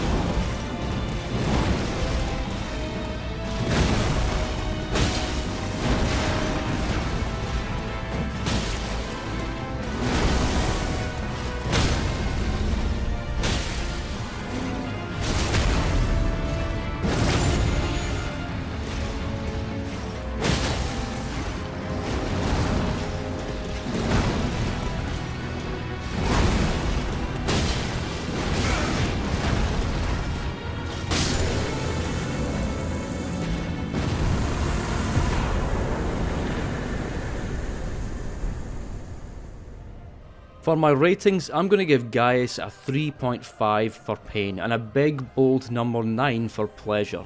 This was not a boss I expected to give me much enjoyment. And yeah, for probably the first half hour's worth of attempts, I was right, it wasn't fun. But as his moveset started to sink in and it all started making more sense, I found him to be an unexpectedly, delightfully fun opponent. So much so that my opinion of this boss in general has gone up quite considerably. Although the 3.5 score I gave him for pain isn't very high, it's also not super low, with the main reason for that score being that he took me much longer to beat than he should have. I distinctly remember reaching the skill and knowledge level where I knew I could beat him, but then it took me like another 2.5 hours after that to take him down, just because, as usual, I was playing like a dumbass, much like I had with the Scadutree Avatar. Kept making silly mistakes and getting hit in phase 1 and wasting my opaline bubble. There were several times where nerves got the better of me in phase 2, where I'd get hit by attacks or combos that I knew full well how to avoid but failed to do so for no good reason. Even so, had a brilliant time with Gaius and I'd love to go out on a date with him again. Well, that makes 2 out of 3, baby, meaning only one Shadowkeep boss remaineth. The pale, slender, serpentine demigod with a soul of fire, seated upon a chair within his darkened chamber, Messmer. Messmer is quite commonly considered to be the best boss in the DLC, and I myself have always had a very high opinion of this fight. It's tight, fast, intense, complex, and things get wild in phase 2. For as much as I enjoy Messmer, however, I was still very apprehensive about taking him on here, hence why I'd cleared the other 2 Shadowkeep bosses first. Now that's not because I find this boss to be brutally difficult in regular runs of the game, because I don't. I normally find him to be considerably difficult. Well, this time round turns out he was brutally difficult, and he took me many hours. Even though I was about halfway through the run at this point and thoroughly warmed up by the series of horrors I'd already fought tooth and claw to take down, I am sad to say that I performed terribly against Messmer at first. I'd hoped that I'd have retained some level of knowledge and muscle memory of his many combos, but turns out I didn't remember a damn thing. It felt exactly the same as it had on my first day of attempts against Rellana, walking through the fog, or dog as I've accidentally typed up in my script, seeing an attack or combo and then just not knowing how the hell to deal with it, leading to a swift and fiery death, though I think it's not just skill level that plays a part in this, but also mentality. When you've got tons of health and healing to spare, even though a new or generally challenging boss can seem overwhelming at first, it especially feels that way when you can die so easily. When you know that even if you manage to play perfectly for minutes on end, it can all be rendered moot after a single mistake. Knowing that makes it that much harder to get an initial foothold when fighting the DLC bosses at level 1 because you know the odds are against you. A massive advantage you do have, however, and to be honest, I guess my number one advantage in general throughout this playthrough, is time. I played like crap for most of these bosses at first, but with enough time for repeated attempts, you can always get better no matter how brutally you get obliterated for the first hour or even for the first day. And indeed, my good fellow, for the first day, I did get obliterated by Messmer. His offense felt so relentless, so many quick combos and flips and delayed attacks and sprays of fire, I didn't know whether I was coming or going, and that was pretty annoying to me actually. I wasn't annoyed at the game, but at myself for once again playing more poorly than I should have, and although I did just express the virtues and advantages of allowing for time when taking on a challenge of this kind, that doesn't mean I want the shit to take forever, you know. Yes, day 1 of Messmer went terribly, to the extent that I don't think I managed to get him to phase 2 a single time, but okay, whatever. That's just day 1, and I didn't take on this challenge thinking it was going to be easy peasy. On the second day I also didn't play well, though Messmer's moveset did start to make a bit more sense to me. I was now able to tell his attacks apart more, and gain a bit more confidence, though I was also able to detect a couple of moves that seemed rather problematic. One was his quick double slash. I got caught so many times by this attack because even though I was light rolling, that second hit comes out bloody fast, and unless you're reacting to it very quickly, you are highly likely to get caught out at the end of the roll. This one pissed me off for a while because the last thing you want in a run like this is to ever be faced with a move where it feels like a roll of the dice whether or not you'll survive it. Reliable methods of dealing with all boss attacks are crucial to be able to keep your sanity, otherwise what the hell are we even doing here?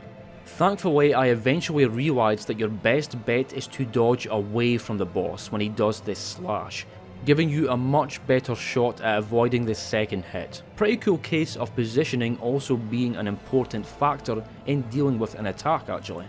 The other problematic move of Messmer's was this one, whatever the hell this is called. It intimidated the hell out of me, and it confused the hell out of me. It was the kind of attack where I just fall to pieces before it and don't know what to do. Funnily enough, his other big scary combo was fine. This was one of the few things I'd actually managed to remember from before, which was nice because it is a wild one. The pirouetting whirly one though, nah, this one sucks for me. It's just so violent with such specific timing. I even had to watch back clips of me getting killed by it just so that I can figure out exactly when to roll, and honestly, it took a while for me to get remotely comfortable with dodging this one. Another aspect that made this difficult was being able to tell quickly enough that this was the combo the boss was about to do. Bosses in Elden Ring, and especially the DLC, are bloody complex with a lot of moves, meaning it takes so much longer to learn them than it used to. Gone are the days of the Adjudicator from Demon's Souls who, as far as I can tell, has 2 attacks in his entire moveset and 1 phase. Now this is the norm, and it's great, but it's also very demanding. Days 3 and 4 were when I actually started to get pretty good at Messmer. Although I still got caught out by stuff in phase 1 a lot, it was nonetheless feeling far more consistent than it was, where reaching phase 2 started to feel like the norm rather than it being something I only achieved on every 10th attempt. The problem with phase 2 is that you've got a few new attacks to deal with, his serpent attacks. The first several times I reached phase 2, what would usually happen was that I'd do okay up until he did his serpent attack, at which point I would get chomped. The animations for these attacks are really difficult to grasp at first because after the serpent is done winding up, the bites come out so suddenly, forcing a sudden and painful end to the attempt. Now back you go to phase 1, and hopefully you won't immediately die again next time you make it to phase 2. It took me a while to get adequately acquainted with these moves, with the big combo being especially tough to learn, but for as terrifying and tricky as they seemed at first, I did manage to get pretty good at dodging them, good enough. And thankfully, Messmer really doesn't have any other new tricks up his sleeve, other than a different combo finisher which is actually quite easy to dodge and punish once you've seen it a couple of times. Build wise, I tried a few different weapons, though my focus at all times was on building up Frostbite and if possible Bleed, not to mention Stagger. Messmer actually has very low resistances to status effects, and he's not much difficult to stagger either, which I definitely used to my advantage. Had a brief go with the Star Fists at first, with me still feeling a bit evangelical about them after how well they worked against Commander Gaius, but dying a lot on a boss can get a bit boring and grating, and so I switched out to Milady for a while, before later switching back to my spears. These weapons were all okay and would have sufficed given enough perseverance, but nothing was feeling just right just yet. Decided to give the Rotten Great Axe another try to see how it would fare against such a swift boss, and when combined with the Cragblade buff, it fared pretty well, dealing great damage, being great at getting staggers, and even dealing a bit of Scarlet Rot, though the Rot ended up being not all that useful. See, it wasn't going into effect until the end of phase 1, with the issue being that it did not persist into phase 2. Thus, a big reason for using the weapon was now gone, meaning it was again time to look for an alternative, and I found one. Forget about the Star Fists, how about the Great Stars? Its name is accurate, this weapon's great. It's big but surprisingly light, it does inherent bleed build-up, it restores a wee bit of HP on each hit, it does good physical damage, it does great posture damage, and its moveset is faster than you might think considering its considerable size. The Rotting Great Axe is a colossal weapon and so is quite demanding to use, but Great Stars is a great hammer and so is far less unwieldy. It's not like this fight became trivial once I'd started using it, but I knew once I got going that the Great Stars would be my grand instrument of victory, and on the 4th day of attempting to defeat Messmer, that victory finally arrived.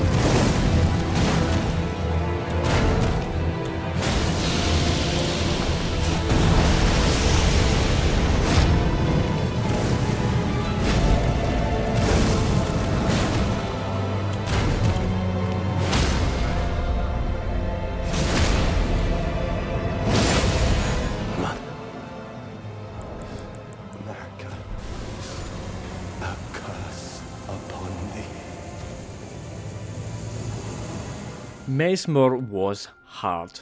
I had hoped that my prior experience with him would help towards him not feeling too tough to beat, but I was wrong, because he was very tough indeed, and to be honest, mostly not fun because of that. Though once I later managed to get quite adept at handling him, he did for sure become more enjoyable. I don't think any less of this boss after beating him here, but I definitely think he's one best enjoyed on a regular playthrough, whereas for Commander Gaius, for example, I ended up appreciating him more after fighting him at level 1. For pain, I give Messmer a 7.5, and for pleasure, I'll give out a 5.5. It absolutely was a good old fight, but it took a while. It was very challenging for me and I did get frustrated at times, more so than I did even with Rellana, who took about the same amount of time to beat. One thing's for sure though, it felt damn good striking that finishing blow because it meant that Shadow Keep had been conquered and that I could now head westward towards the ancient ruins of Rau, where Romina, Saint of the Bud, waited within her burnt out church, a boss I expected to be fairly straightforward, one I might even have been able to have some fun with. In reality, she wasn't and I didn't. On my first playthrough of Shadow of the Erdtree, my opinion of Romina was... well, to be honest, I didn't really have one.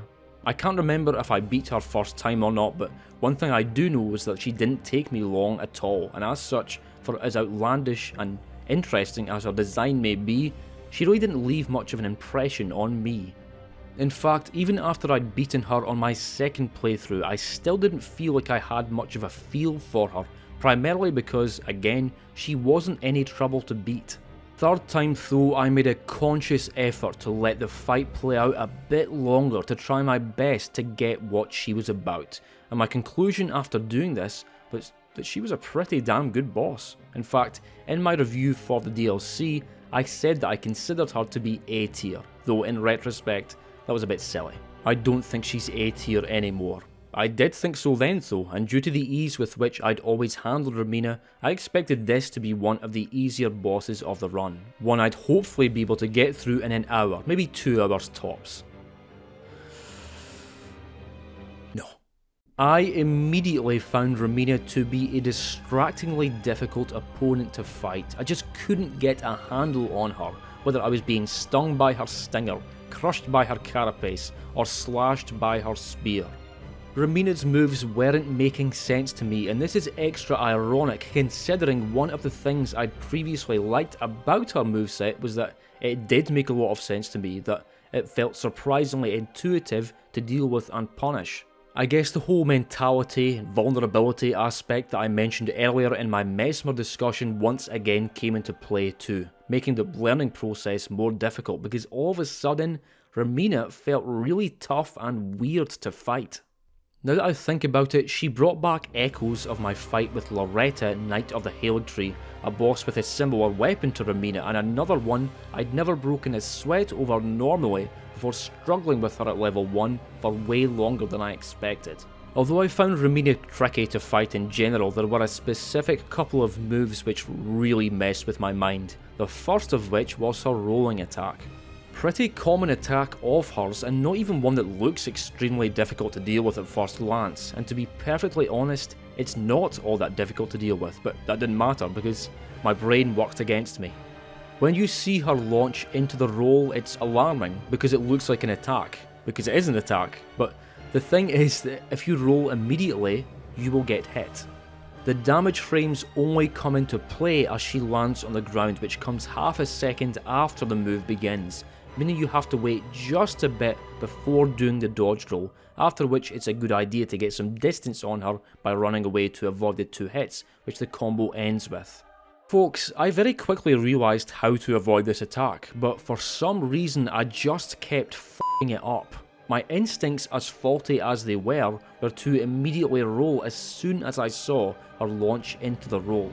I don't know how this happened, but I'd somehow had this hardwired into me, and try as I might, I couldn't seem to delay my roll like I knew I was supposed to, and the fact that I knew exactly what I was doing wrong, but couldn't do anything to stop it, made it all the more frustrating, and frustration is the death of progress in a run of this difficulty level. Although I'd expected to nail Romina the same day I started her, by nightfall I was still getting clipped by nonsense. Not because the boss was shit, but because of my own behavioural issues. Thankfully, however, the attempts resumed the next morning, my instincts had caught up with my knowledge level, and I suddenly did start dodging Romina's roll correctly, thank God. The other problem attack was this combo. Now, for this series of moves, I'm far more forgiving of myself for faring so poorly against it because it is a difficult and deceptive one. The deception I'm referring to is the way just as the centipede rears back to prepare for a strike, Romina's pole blade begins to glow, signalling that she's about to attack. Except just as your eyes look to her, the centipede then strikes, followed by subsequent slashes by both Romina and the centipede. This combo is clearly designed to trick you via distraction, and what can I say, it worked. Not just the first time I saw the move, or the first 5 times, but throughout most of my time with Romina, and I did not enjoy it. There were other attacks too that also peeved me a bit at first, like her 360 triple slam, which seems designed to catch you out right after you roll. But I quickly realised that it was actually easily avoidable by rolling back instead of forward, though I have seen some people deal with it even more effectively by rolling into it. Romina's second phase is one of the less unforgiving DLC's second phases, with her butterfly moves being reasonably easy to avoid, though the speed of the second hit in her flying swoop combo makes it nearly guaranteed to catch you out at least once. The one thing I really don't like about our Phase 2, something which I think is straight up pretty badly designed actually, is the transition. A large pink AoE surrounds her which damages you if you're caught within it, but it appears way too suddenly with no clear telegraph on when to roll to dodge through it, and with not enough time to run away before the AoE comes out. Compare this to a boss like my beloved Commander Gaius, who also has an AoE attack to accompany his transition into Phase 2, but it's fairly clear when the correct time to dodge roll through the blast is. And where you've also got a couple of seconds to just run away so that you're not in the blast zone in the first place. You've got to be excessively careful when you've got Romina down to around 50 to 60% HP, because your reward for managing to get her to Phase 2 may well be a sudden death if you happen to be in the middle of an attack animation when the transition occurs, and I don't like it very much. Strategy wise, I was still feeling rather evangelical about the Great Stars which had worked so well for Messmer, and so it's what I used for the first wee while here, imbued with cold to make full use of Romina's vulnerability to frostbite. Wasn't actually all that enthused about my damage output with this weapon though, and as usual I have a tendency to get a bit restless when I'm performing shittily against the boss, and so I busted out the Star Fists instead, a weapon which pleased me greatly. Focused on doing a lot of charged attacks and regular R2s, and the damage was excellent. Plus, Romina is particularly easy to stagger, eventually going a long way towards making Phase 1 feel quite consistent, at least when I wasn't getting tricked by those weird bloody combos. There was actually a brief period during day 1 where I got frustrated enough to look for alternative strategies, and after learning that Romina can actually be parried, I gave that a go. Unlike some other major bosses in the DLC, she staggers fully from just one parry, so if you're decent at it, you can have a very easy time here. Me myself personally though, as a person, I'm not decent at parrying, I'm not good at things. And so I just went back to fighting her conventionally, and hey, I even managed to beat her, how about that?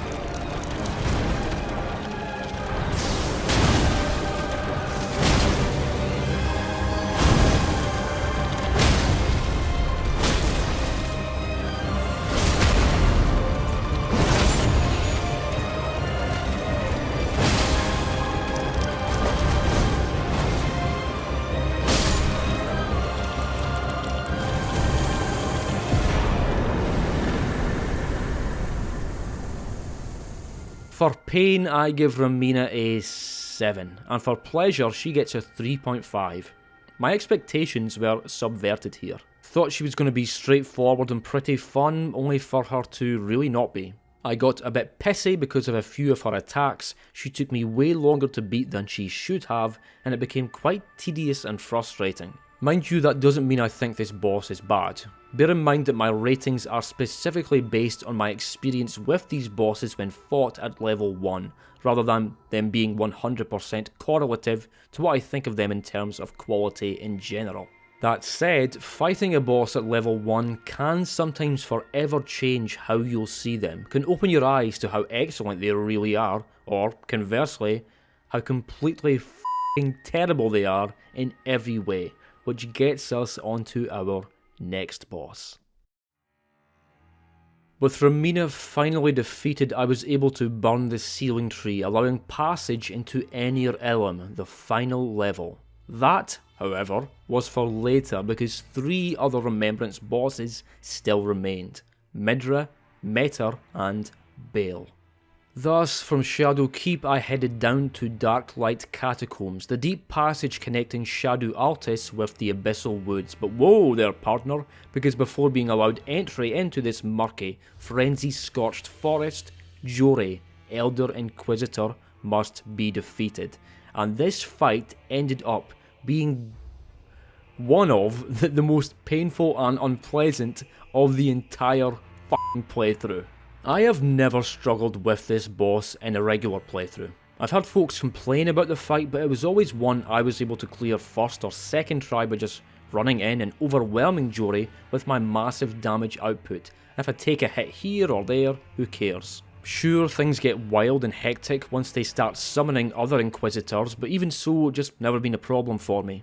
Well, to say Jori posed a problem for me this time would, if anything, be a massive understatement. Jori always starts off the fight with one wide golden arc, a rapid succession of smaller golden arcs, or a series of ground-based spiral AoE attacks which rise up beneath your feet. The wide golden arc was always easy to dodge, but the spiral attack was the most desirable in that it can never get you as long as you just keep moving. But the machine gun arcs have to go down as one of my most hated moves in all of Elden Ring. Sometimes it didn't even seem to matter what I would try and do to avoid them, I'd just get clipped by one anyway, or sometimes even 2.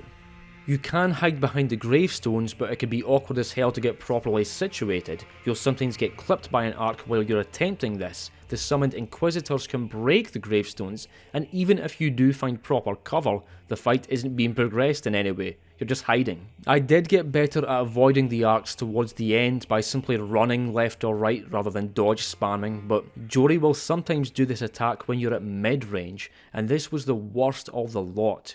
Genuinely felt impossible to not get hit sometimes, particularly if you've got other summoned enemies to worry about too, who can also fire projectiles. Pretty much right off the bat here, my intended strategy for Jori was to chain backstabs. Might seem cheesy to some, but I have no scruples when it comes to dealing with cheap, terrible bosses. It's why I had no reservations about using sleep pots for the Godskin duel. It's because that's what I had to do. Backstab chaining is a very common tactic for people trying to deal with Jori at level 1, because this boss is notorious for causing people hours of grief, and so for as much bullshit as they might be capable of throwing out towards the second half of this fight, hey, it doesn't matter if you can prevent them from being able to do anything via a never-ending chain of criticals. Yes indeed, this plan was flawless. In theory. The reality was, other than the Godskin duel, I don't think any other Elden Ring boss has made me so miserable. Trying to chain back to back to back to back backstabs on Jori is absolutely hellish. It's awkward, finicky, frustrating and anti-Elden Ring, because trying to beat a boss like this is the antithesis of what an Elden Ring boss fight is supposed to be like. Main thing that makes it so difficult is that Jori often likes to teleport away after taking damage via a holy AoE attack. The main problem is that it's infuriatingly difficult to get the backstab in quick enough to interrupt this teleport, and if you're too slow then out comes the summons. It can be done, I've seen it be done, but got to be incredibly quick and precise about it. Sometimes I'd be able to tell why a backstab attempt didn't work, but other times I'd have no idea where I went wrong. And bear in mind that it's not just a few backstabs you've got to get in, it's between 15 and 25, depending on which weapon you're using and your talisman setup. I started off using the Misery Cord due to its unparalleled critical bonus, and I had it powered with a Flame Art affinity, with fire being Jori's weakness. To be honest though, the Flame Art aspect of this weapon was purely coincidental. I hadn't modified it as such in preparation for this fight, but rather it was already like this as a result of me having briefly used it against the Golden Hippo earlier, without switching the affinity afterwards. I'd actually done very little preparation for this fight in terms of my weapons and Wondrous Flask setup, and that's because I thought, hey, I'll just sort my shit out at the Site of Grace, except no you won't, dumbass, because there is no Site of Grace outside the boss arena. Jori is found at the very bottom of Darklight Catacombs, a deep dungeon containing just one Site of Grace at the very beginning, with only Stakes of Marika acting as checkpoints thereafter.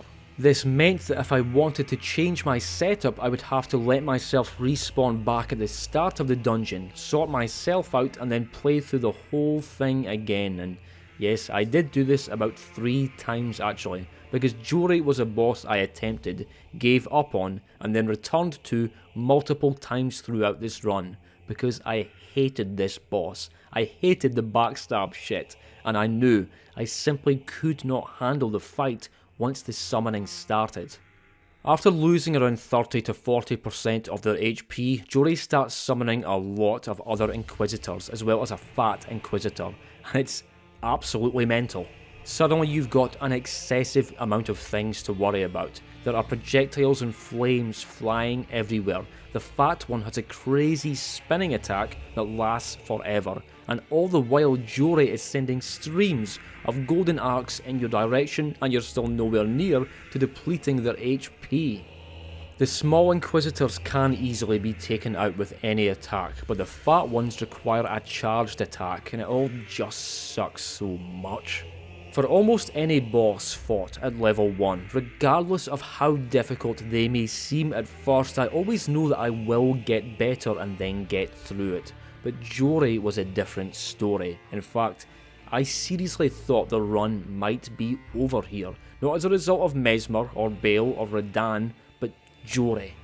After me getting utterly and absolutely sick to death of trying to master the backstab loop technique, I thought, screw this, I have to try something else, otherwise I'm gonna go mad.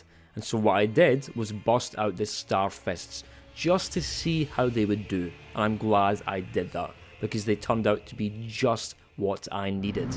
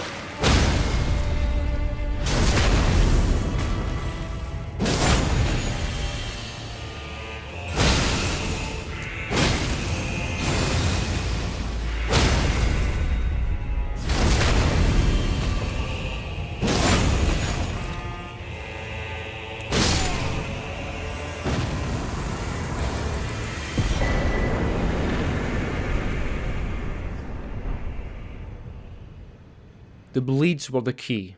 Was doing great damage with the Starfist's charged attack, which were also fabulous at getting staggers, though as you can see, Jori did manage to teleport away a couple of times and even summon in a fat Inquisitor. After I'd get a bleed however, Jori temporarily lost the inclination to teleport away, sticking around for melee attacks which I could dodge, punish and then get more staggers on, even allowing me to get a second bleed, after which the deal was pretty much sealed, though as you can see, Jori was gearing up for another teleport just before I landed the finishing blow. Very telling that the most effective strategies to overcome this boss at low levels revolve around trying your absolute best to not let it play out naturally. That is not the sign of a good boss. But my ratings. For pain, yep, I'm gonna do it.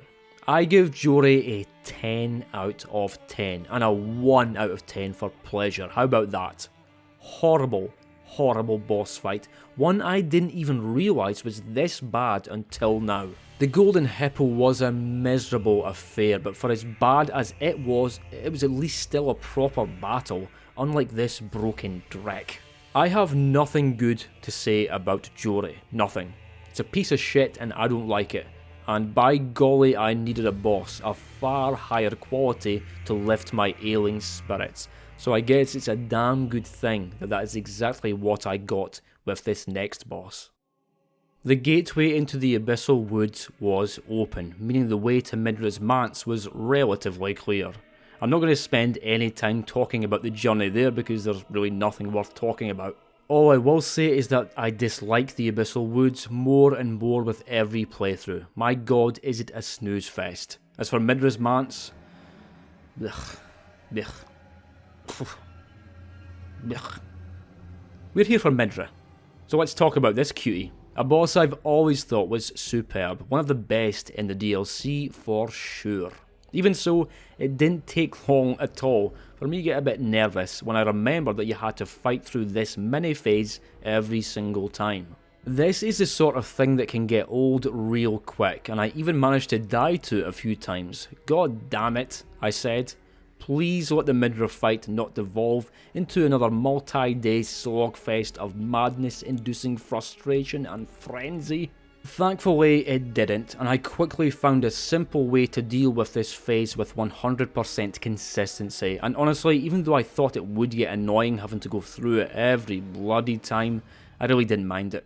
In fact, I even started to take advantage of this phase by equipping the Blade of Mercy talisman, which buffs attack power by 20% for 20 seconds after a critical hit, helping me massively for the fight which immediately follows. For as much as I've always enjoyed Midra, I've never found him to be too tough a boss. On regular playthroughs he usually feels about as difficult as Romina does, though I've already went into the extent to which her difficulty felt elevated at level 1. I didn't much enjoy that fight, but thankfully that trend did not follow for Midra, who I very quickly realised was going to give me a good time tonight. What I love about Midra's attacks is that, for whatever reason, they just make a lot of sense to me, they speak to me. Unlike most bosses and enemies in this game, most of Midra's moveset feels very understandable, even the first time you see them, at least for me, though admittedly, not all of his attacks were a delight to deal with. Generally though, the telegraphs just work very well in letting you know when the attack is going to come out, even if some of them do have long wind-ups. There's a really pleasing flow to this fight and to Midra's movements, which make it feel fun and doable quickly, which was distinctly refreshing in a playthrough composed mostly of bosses who require at least 30 deaths before they even start to make sense. Really can't single out any of his regular attacks in Phase 1 as being too problematic for me to avoid, though I can't quite say the same about Phase 2, or at least the phase transition. Midra passes into Phase 2 by slowly rising up in the air before crashing down to the floor in a very similar manner to Malenia's Scarlet Aeonia attack, except instead of it causing a large flower to appear, it generates a big yellow explosion, and this can be rather not fun to try and avoid. Helps to run as far away from it as possible, but sometimes the way you and or Midra are positioned makes this unfeasible. A manoeuvre I often employed was to run around him to throw off his pathing and then jump very soon after he lands, but sometimes this would work and sometimes it wouldn't and I'd be obliterated in mid-air. Now, this attack wasn't a massive problem for me, but it did cause some difficulty because I just wasn't confident enough that I could always avoid damage or death. Furthermore, about half the time Midra immediately follows up the explosion with face lasers. He seemed to do this more frequently when I was further away after the transition explosion, which was a problem because I found these blasts to be nigh on impossible to dodge from long range. They just tracked me too well and I would inevitably get clipped, which was always frustrating, because sometimes he's very vulnerable to an attack or two after the explosion, whereas other times, no, screw you, lasers. As for my build, well, it followed on almost exactly from Romina. Started off using the Great Stars imbued with cold, before switching that out for the Star Fists, which I would go on to win with. Frostbite works excellently on Midra, and although apparently he requires 3 parries for a stance break, which seems excessive, he's very easy to stagger with charged attacks.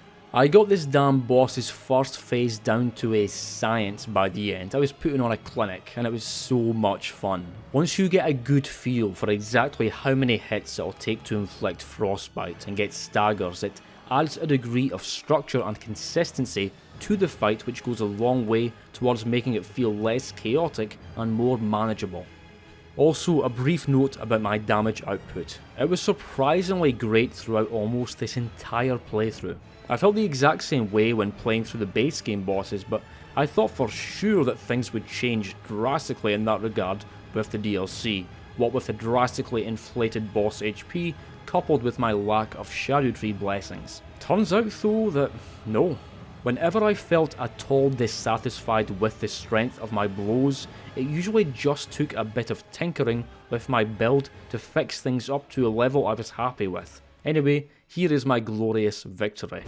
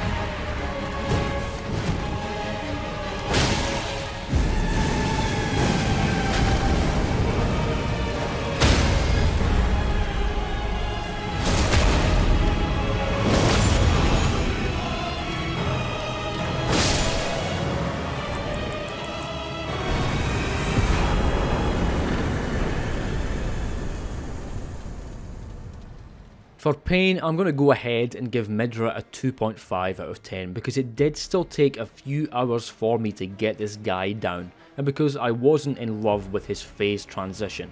For pleasure though, fuck it, I'm going to give Midra a 10 out of 10.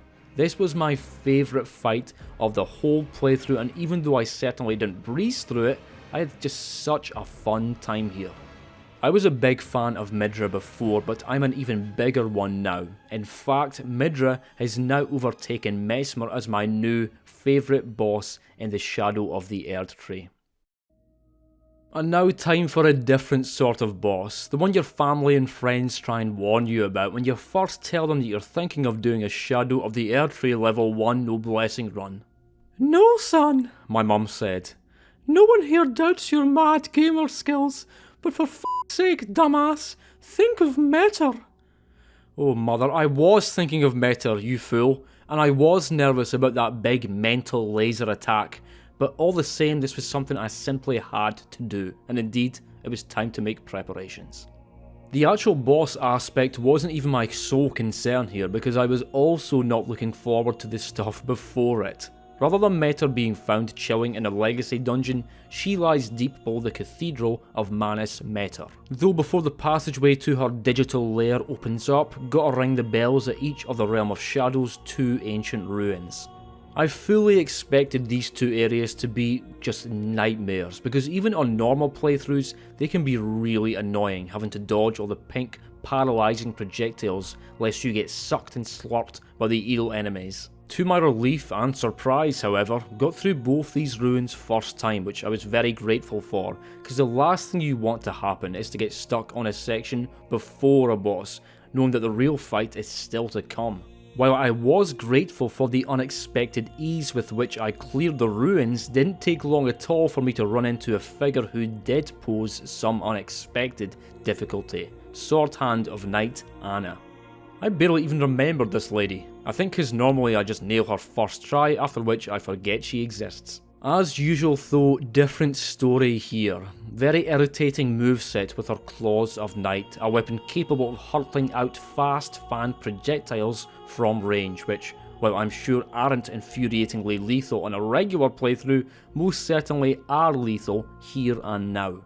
Tried fighting her conventionally at first, but it was just too irritating how quickly and suddenly you die to her, or any NPC type enemy for that matter. And so I whipped out the old piercing fang, stabbed, made some distance, repeat, try not to die, success, now on to Metyr. I don't think I'll outrage too many people by putting forward the idea that Metyr is probably the weakest Remembrance boss in the DLC, though I'm no great lover of the Dancing Lion either. At the same time, however, I don't really dislike either of these bosses, because there are still a bunch of really cool things about both of them, even if I don't love actually, fighting them. I knew that the Dancing Lion was going to be extremely difficult at level 1, and I was absolutely correct. For Metyr, I wasn't quite so certain that I was going to have so bad a time, but one element of this fight that absolutely concerned me was her big spinning laser, because as I'll get into shortly, surviving it is no easy feat. In general, Metyr's attacks aren't all that tough to learn. They certainly look weird, featuring sequences that feel strange the first few times you see them, like her head slam followed by the jump attack, which you naturally assume is where it would end, but no, here's another jump, and her arm slam attack is very similar. Her small lasers are fine and reminds me of both Estelle and even Amygdala from Bloodborne, though you can't get complacent with them. Seems like the kind of attack which you might be somewhat protected from when at close range, but turns out no, you're not. One phase 1 attack I never did quite get to grips with was the one where she squirts on you before jumping over your head. It was fine when there was a bit of range between us, for God's sake, but she often does it at close range and it both felt and looked odd to dodge. In fact, quite often, instead of dodging this attack, I simply died to it, which is an alternative strategy. Last regular attack I'll mention before I get onto the flashier stuff is the one where she spawns 3 small finger creepers. Not a terribly problematic move on a normal playthrough where you could take them out with just 1 hit each, but a surprisingly big problem at level 1 when you can't. These little fellas can kill you just as easily as the boss can, except there's 3 of them, they're awkward to hit, and Metyr continues her astral assaults while you're trying to deal with them. Thankfully, it's not guaranteed that Metyr will use this attack on every attempt, and in fact on my eventual winning attempt I got lucky and she did not use it. But whenever she did, towards the end my strategy just evolved to run away and hope they don't catch up too quickly. I call it the ROM strategy. Really though, the big banana with the Metyr fight is her phase 2 shenanigans, starting with this transition. As usual, it's a big AoE explosion, and also as usual, I wasn't having the funnest of times trying to get the timing down. I'm pretty poor at dealing with delayed attacks in general, but the more explosive and deadly they are, the more nervous I get when waiting for the big blow to come, and nerves are not conducive to tight play. You must be calm, confident, and focused. After a few too many deaths with this attack, I took to the World Wide Web to seek succor, and I found it. Although I didn't need all that much external help with my base game playthrough, for the DLC I certainly did take to the internet for tips and tricks when dealing with pain in the arse moves, or sometimes just to read other people's rageful complaints, which can also be useful in their own way, helping to remind you that you're not the only one who finds this game very hard at times. Well, I found a lovely tip on Reddit saying to look out for Metyr raising her arms, at which point that's when you dodge. Hadn't even noticed this cue before, but yeah, it made for a super useful telegraph. How about that big laser though, huh? Metyr's laser attack is one of the most complained about moves in the DLC, and for very good reason, because it results in nearly unavoidable damage, specifically the first laser, while the second can be avoided by running in between it and the boss in the centre. Now, I say nearly unavoidable because it is possible to avoid. In fact, the first time I saw the laser here, you can see that I somehow managed to dodge through it without getting clipped, which doesn't usually happen. I was wearing the Feather Crucible talisman, which would have helped, but even with that, it's very risky to try and iframe through it, and I believe this was the only time I actually managed this. Now, there is another rather interesting method of surviving Metyr's laser. In fact, it's probably the most commonly recommended strategy and one I was very enthusiastic to try. Raptor of the Mists, an Ash of War which works similarly to Grey Mistraven from Sekiro. Great, I said to myself, alone. Only thing was, I'd never actually used this Ash of War before, and I didn't even know how to get it. No problem, let's just check the wiki, and...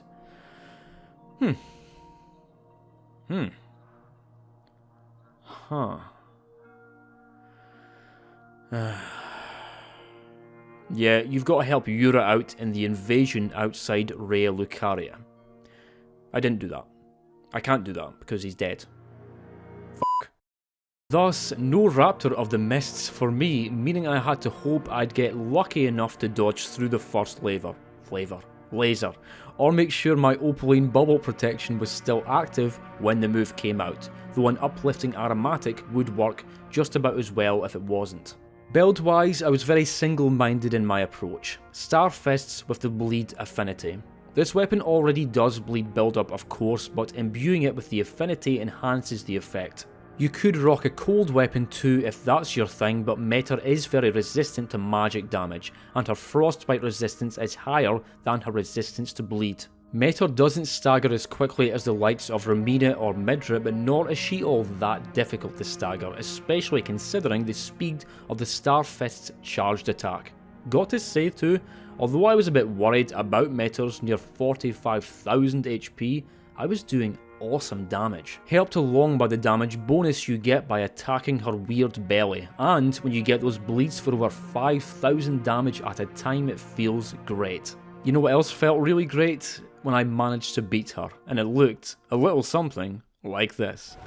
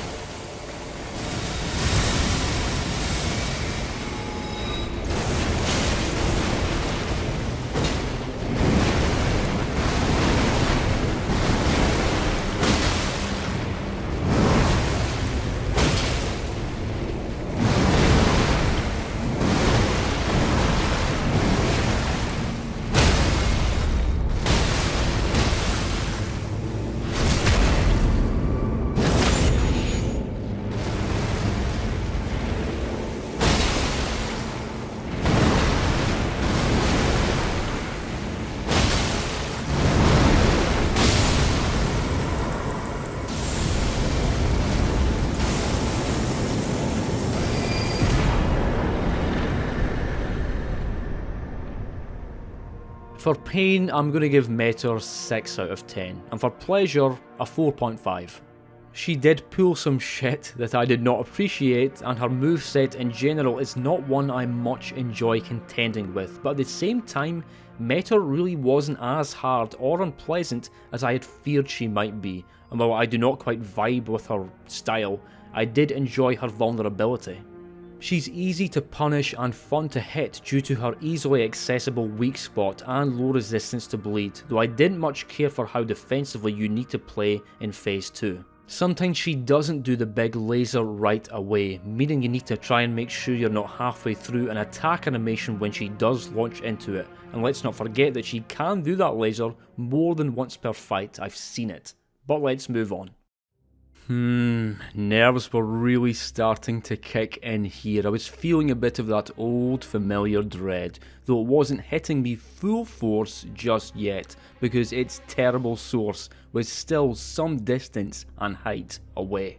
The time had come, however, to begin closing that distance, because it was time to begin the arduous ascent up Jagged Peak. But first, Ancient Dragon Man.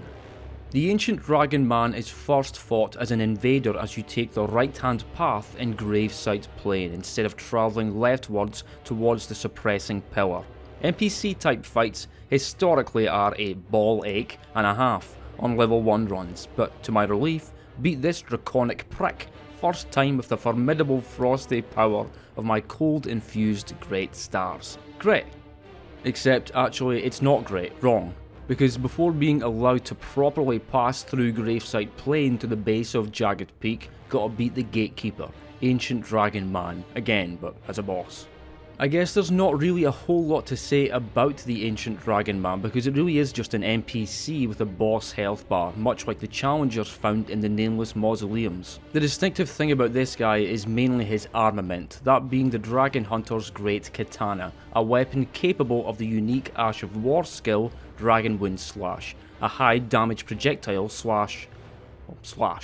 The Dragon Man, is also capable of using Dragon Communion incantations, namely Dragon's Maw and Magma Breath, though I found these really easy to avoid. One thing the boss did do a lot that never failed to make me furious was when I'd launch a melee attack and he'd crush it with a jump attack and then kill me. Happened more times than I'd like to admit, actually, but then what do you want me to do? Not attack? Biggest challenge in the fight wasn't any particular attack or incantation though, it was just staying alive. NPC type opponents are far faster, more relentless, and less predictable compared to regular bosses. And I've always found dying to a regular old sword slash to be far more aggravating than dying to some big boss attack or combo that you've come to learn well. Due to how well my Great Stars performed at nailing the Dragon Man as an invader, it's what I used for the boss too, because why the hell not, but turned out that it didn't feel quite as good. Wasn't giving me the damage and impact that I felt I needed for so nimble an opponent, and so, like a basic bitch, I switched out to my spears, with ambitions to cheese this son of a bitch with a few ice spears. And while this strat worked better than my previous one, still felt like I had to go a bit bigger and better, and so out came the Rotten Great Axe, with Lion's Claw in tow. This behemoth of a weapon was superb at knocking the Dragon Man off balance, did great damage and unleashed devastation with Lion's Claw, flattening the boss with every ferocious forward flip, and I even managed to inflict a bit of Scarlet Rot too, partially neutralising the general obnoxiousness of this boss's ability to use healing flasks. Although I came into this fight not expecting too much of a challenge, I did start to feel a bit concerned after the first few deaths, what with the struggles I've had with other NPC type fights in the past. Once I'd found the right build though, it really didn't take too long for this boss to go down. Was this a fun boss? No. Was it hard? Kinda, I guess. I give the Ancient Dragon Man a 4 out of 10 for pain and a 3 out of 10 for pleasure. I didn't hate the encounter or anything, but nor was there really much to like here or enjoy. And anyway, I had far bigger things to worry about. I had a real dragon to slay. Here we are folks, we have arrived at the source of my dread. Out of any boss in this DLC, and that includes promised consort Radahn, Bayle the Dread was the one I was dreading the most. Bayle is the ultimate dragon, a butchered butcher of men, a raging, flaming, thunderous force of nature, and potentially an ender of runs. This was a boss that I'd beaten 3 times before this point, once alongside Egon on my first playthrough, with Egon once again on New Game Plus and solo on New Game Plus 2. I'd struggled with Bayle a lot at first, and had even gotten rather frustrated with most of his moves, that being what prompted me to use Egon in the first place, who, as well as making the battle feel and sound even more cinematic, significantly decreases the overall difficulty. When I eventually did deign to learn Bayle properly though, without relying on Egon's fierce offense, while things started off just as roughly as I knew they would, I ended up gaining a ton of respect for this boss, even cementing it as my new favourite FromSoft dragon. At level 1 though, level 1 with no Scadutree Blessings. You know, if you had told me back when I was struggling against Bayle on my first playthrough that next year I'd be taking him on at base level, I'd probably have told you to open your mouth and then I'd have started to piss in your mouth and eyes. I wouldn't have believed you, yet here I was. Though I was afraid, and I was correct to be afraid, because out of any boss thus far in this playthrough, Bayle's the one who ended up taking the longest to beat. Early attempts went about as well as I expected, whereupon I'd walk through the fog, see Bayle's seething form, say to myself, oh god no, why did I ever start this challenge, before getting utterly wiped out by one of Bayle's many savage attacks. I still remembered bits and pieces of the boss's moveset from previous Bayle sessions, enough to dodge an attack here or there, but not enough to last any decent amount of time, and certainly not long enough to deal a meaningful amount of damage. Very easy to get flustered when taking on any boss at level 1, but a boss of Bayle's calibre is especially difficult to get a handle on. It felt very similar to when I took on Rellana and Messmer, both of whom delivered repeated unmitigated wallopings to my level 1 ass for no small amount of time before things actually started moving. Except Bayle is way more intimidating than these two. Significantly slower, yes, but slower definitely doesn't always mean easier, because there's still a whole lot of thunder, fire and brimstone to get acquainted with in this battle before you've got a hope in hell of coming out on top. And for me, this was a 5-day process. Let's talk about a few attacks. Although phase 1 took me many hours to learn again, I've got to say, except for one attack, for as brutal as everything seemed at first, in reality none of it was actually too rough.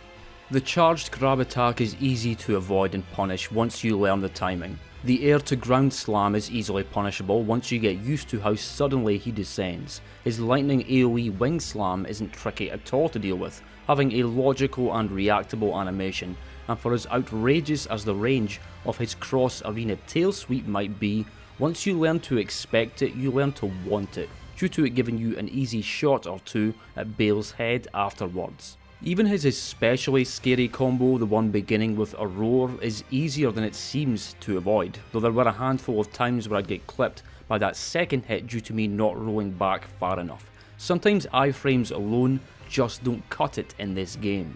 One attack that did catch me out way too many times was that headbutt he sometimes throws out at the end of this combo, and that's because he doesn't always do it, and because it's almost too fast to react to.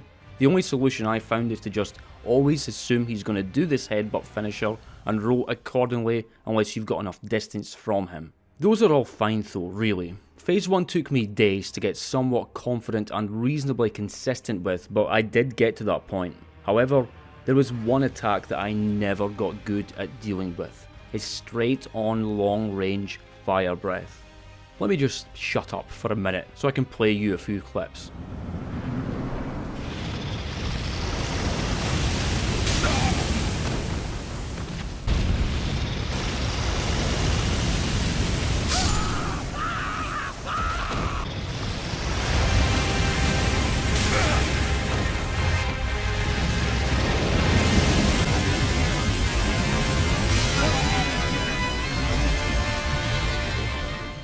This attack is broken. You know me, I like to give FromSoft games the benefit of the doubt. I'm a very self-critical person and I'm often quicker to find fault in myself over the thing which is giving me grief, but again I boldly state that this attack is broken. I was occasionally able to avoid it, sometimes by sprinting in one direction and other times by rolling or jumping, but it was a gamble every time because you never know when an errant lick of flame is going to appear out of nowhere and catch you out anyway, even when by rights you should be in the clear. Bayle also has a different fire breath attack where he'll send fire at you from your left, which is completely sound, both consistent and enjoyable to dodge, but the forward one is not. Now let me be clear that my complaints about this attack are strictly for when it's delivered from long range. Bayle will also do it at mid and even close range, and it's no problem at all in such cases, but when you're a good distance away there's a much higher chance for shite like this to happen.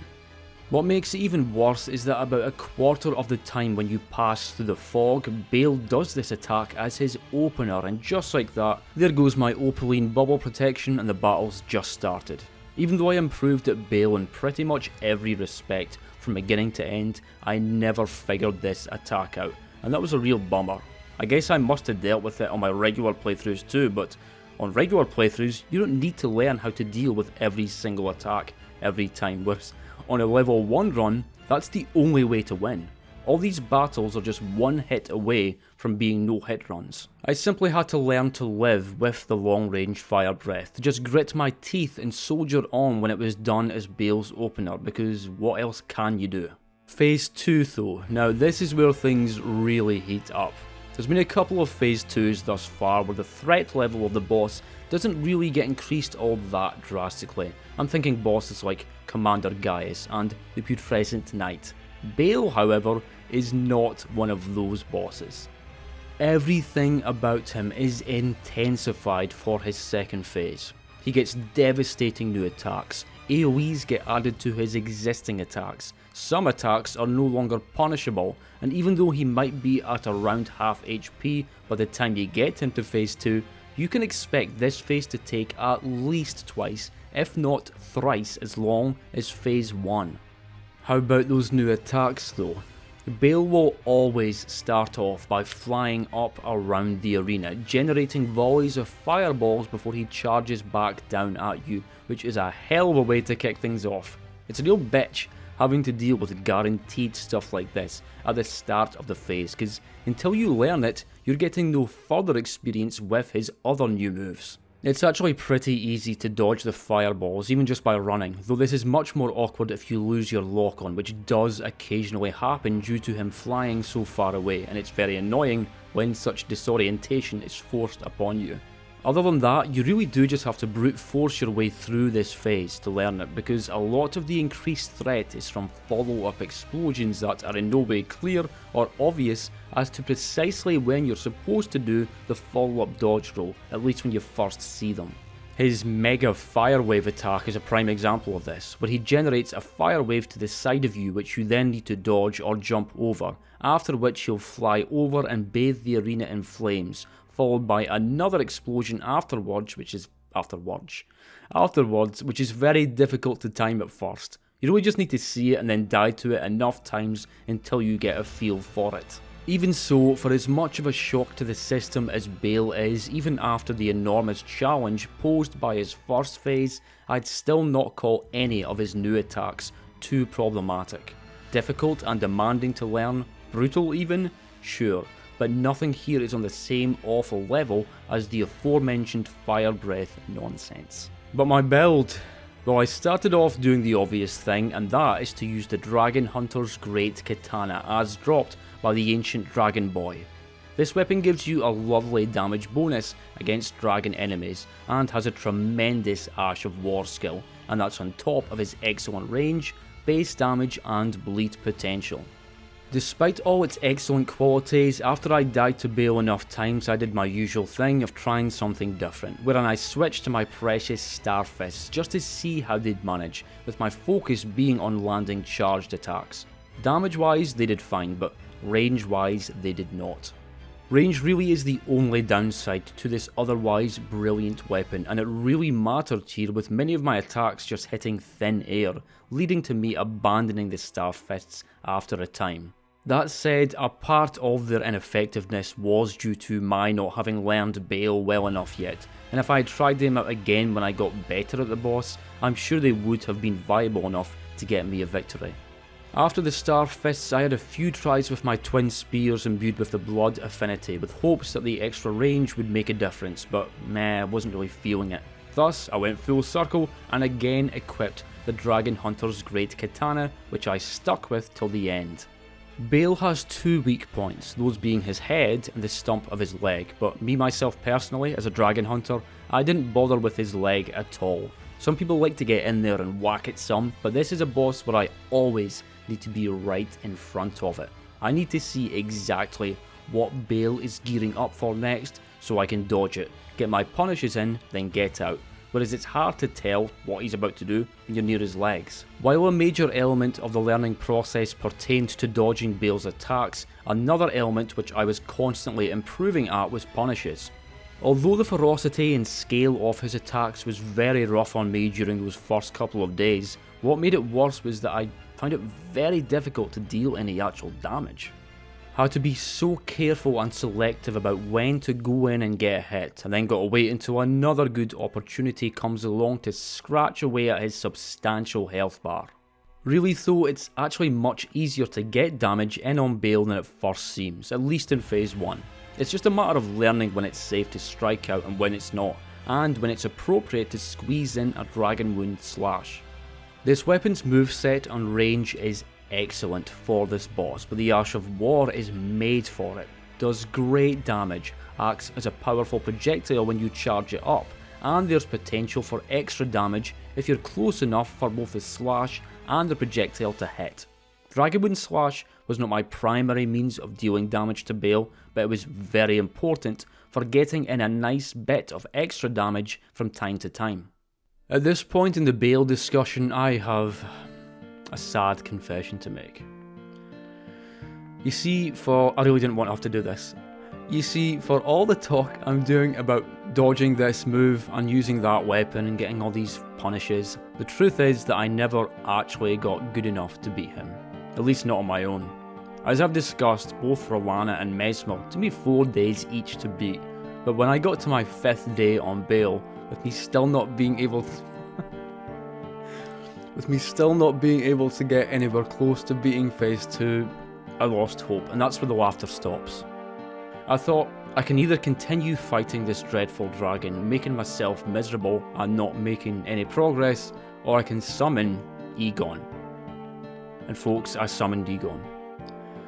It wasn't an easy decision, and I felt like a real bitch boy for taking the easy way out. And this is just a really hard time for me. But it's the decision I made, and I guess I've got to live with that, because just as I expected, the fight was made so much easier with Egon along for the battle. To have come all this way, and then to have summoned Egon. God damn it. I'm just joking, here's the real fight.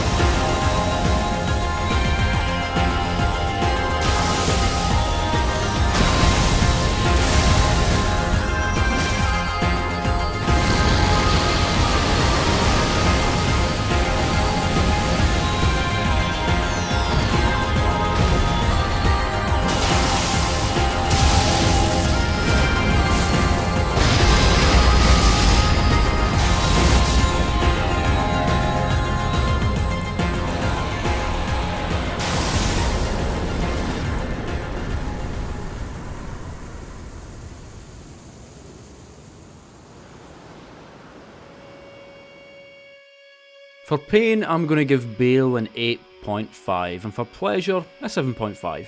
I know I joked about using Egon for the fight, but the truth is that I really did consider it at times.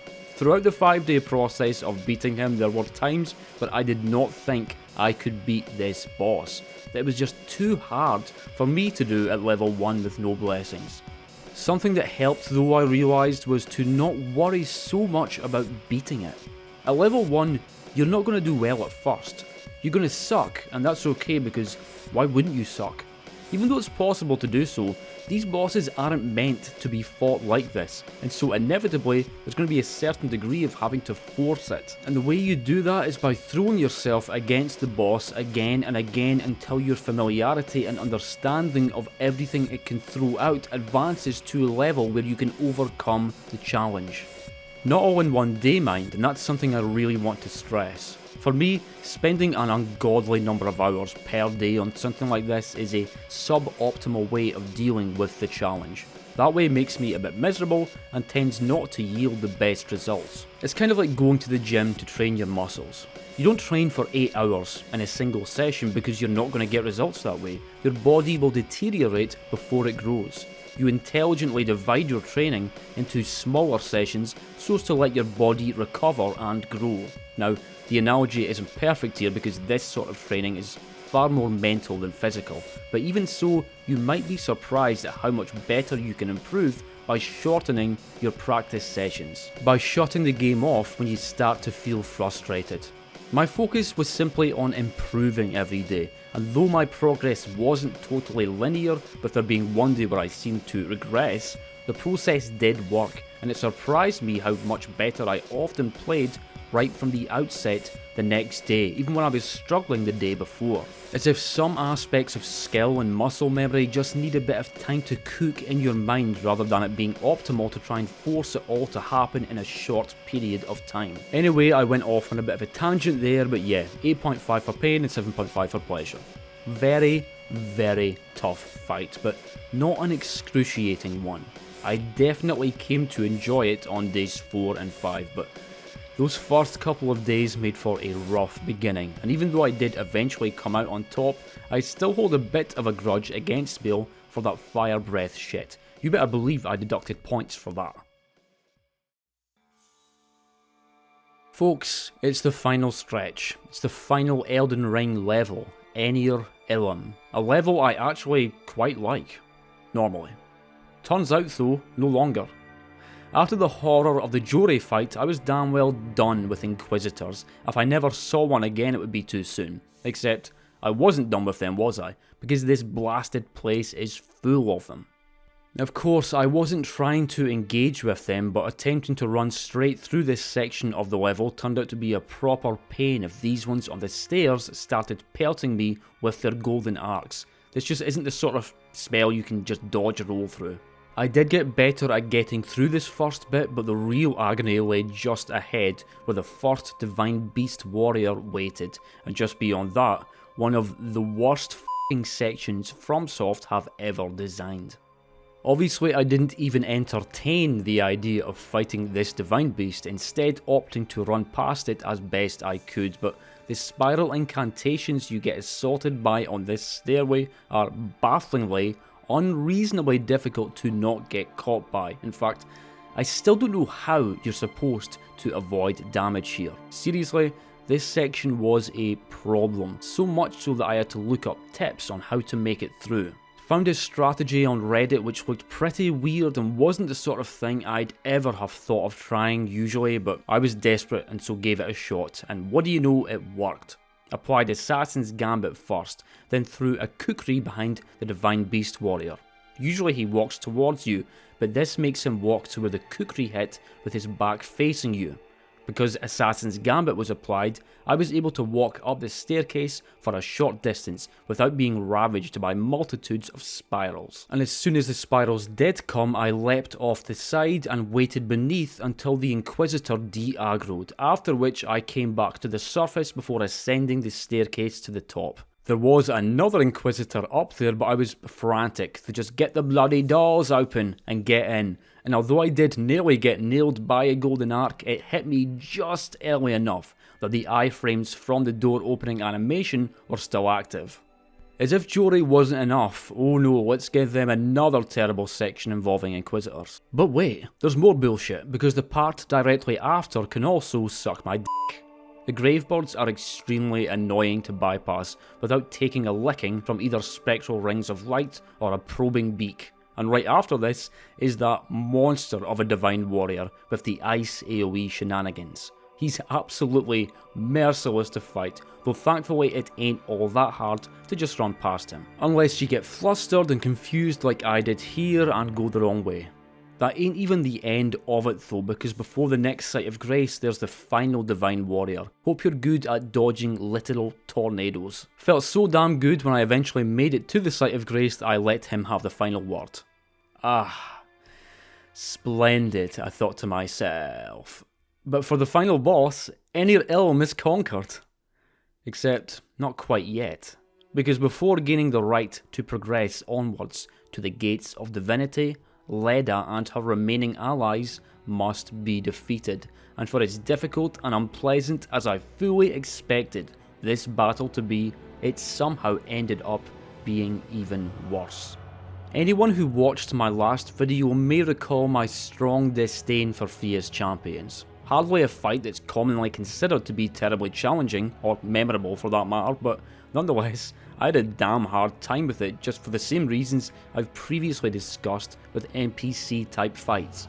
NPCs are faster, smaller, less predictable, and just if not more lethal than larger bosses with unique movesets. Well, when I got stuck right into this battle, I started to wish that I was fighting Hiya's champions again, to the extent where I got genuinely worried that the run might be over here, and that's with me doing the easy version of this fight. Although I haven't mentioned them thus far, I'd been doing some NPC questline stuff prior to this, not for the sheer pleasure of it, but so as to give me a bit of a leg up when it came to Leda and friends. I knew that you could eliminate Sir Moore from the fight entirely by choosing Be Sad Forever after Miquella's rune breaks, and so that's exactly what I did. Regarding that, by the way, I always thought Moore just disappeared without a trace after you chose this option, but no. When roaming through Shadow Altis, I discovered that he can be found curled up dead next to a forager. Sad for Moore, sure, but as for me I was filled with glee, because it means you don't have to deal with him here.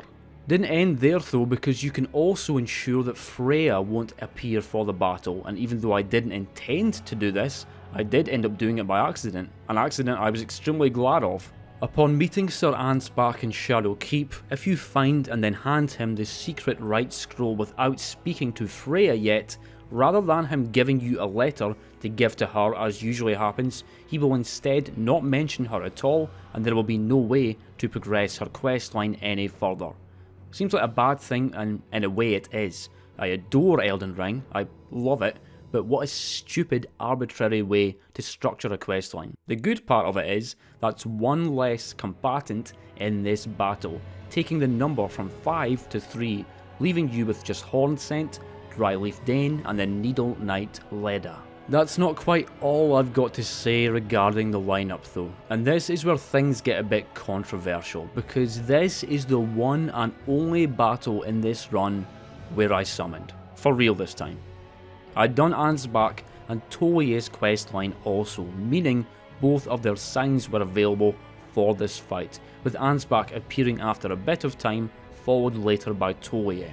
Rather than my decision to summon being something that came about after an hour or two of struggling however, this was actually something I always intended to do upon getting to this fight, and that's simply because I knew I'd need it.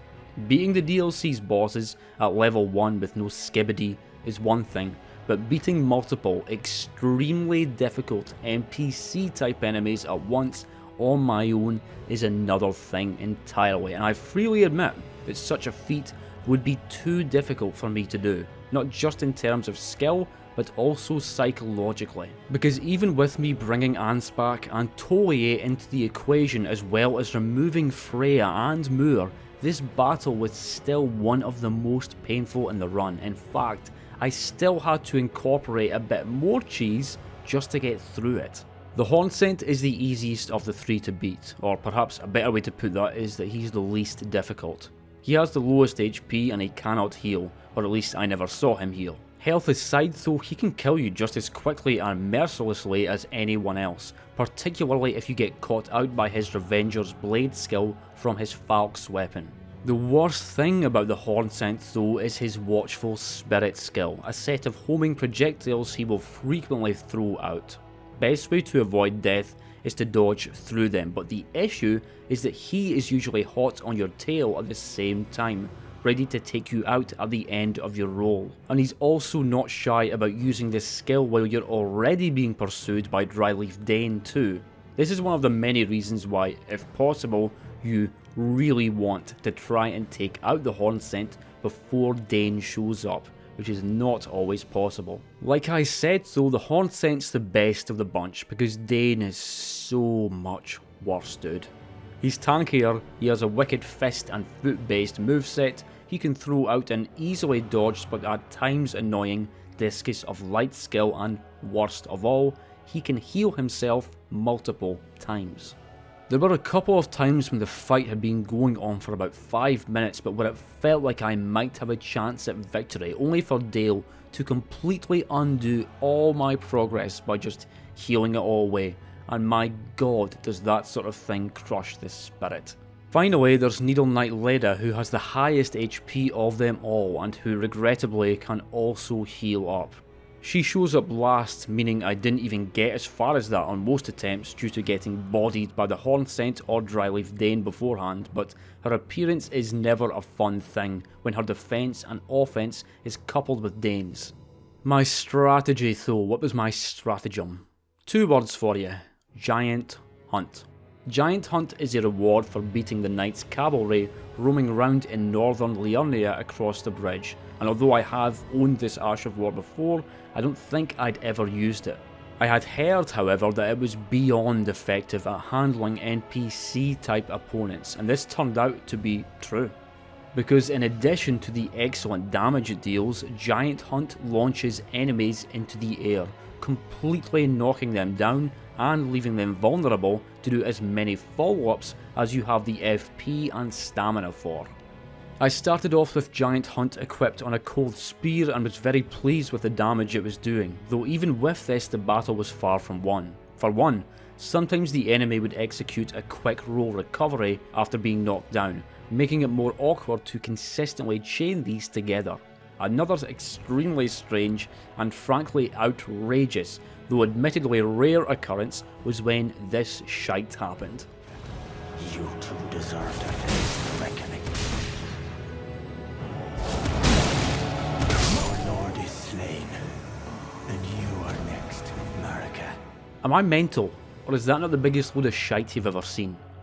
Biggest impediment to success, however, was that I couldn't completely take out the Hornsent before Dryleaf Dane would show up to the party. I'd take off a big chunk of his health or even get him close to death, but either my FP would run out, forcing me to use a flask, and or Dane would force me to flee, at which point I would do my usual routine of kiting them both round until Ansbach showed up, at which point I would pray that they would aggro onto him to give me some room to breathe and perhaps launch into more giant hunts. Gotta give credit to Ansbach too, by the way, because he was a bloody superstar in this fight. Tanky as hell, great at drawing away attention, and fantastic at delivering bleeds. Toye's presence is also welcome thanks to his ability to poison folk, but he does go down far easier than everyone's favourite pure blood knight. Although Giant Hunt would have been amazing if this was a one-on-one sort of deal, the fact was that it wasn't. The fact also remained that it remained... why am I speaking like this? It was... It remains my best chance at victory. I do as much damage to the Hornsent as I could, pray that Sir Ansbach would finish him off, desperately try to find an opening to deal damage to Dane, and then hope that both Sir Ansbach and Toye were still alive and kicking by the time Leda showed up. Though to be honest, I think there was only a single time when Dane was killed at all, and that was on my winning attempt. One change I did go on to make was to switch from using Giant Hunt on his spear to equipping it on the Great Katana. had a tad less range but it did better damage, and also opened up the possibility of bleed in addition to the frostbite build-up. I cooked up a few uplifting aromatics as well, just in case the situation started to feel promising, and I even crafted a couple of albinoric pots which prevent the enemy from healing, albeit just for 30 seconds. After many attempts and much misery, to my shock, relief and joy, Tolier, Sir Ansbach and this lowly tarnished of no renown reigned supreme against the Hornsent, Dryleaf Dane and Needle Knight Leda.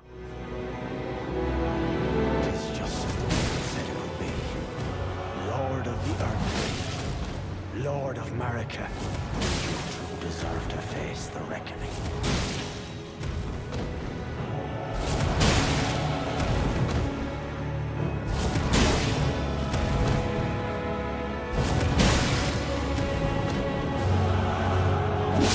Mikala, please, redeem our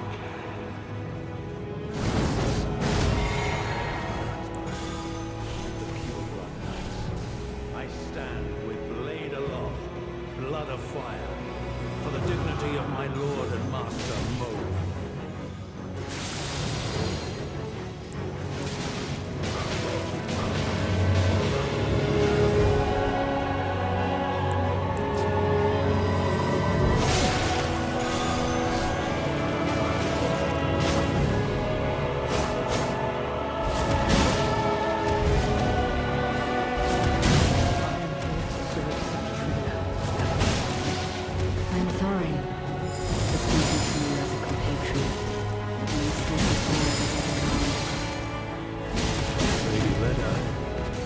Suspicions were dead.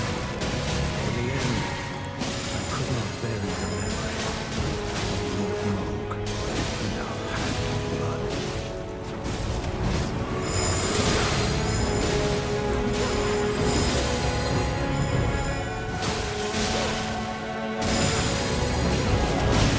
Sorry for doubting you. I have been told to grab Scadutree as safe away. I will stop the current. I can't fathom my convictions. I've been knowing what remains to Right this time, it appears that our interests are all upon my soul here. Not much today, is it? Now, my blade. Watch closely.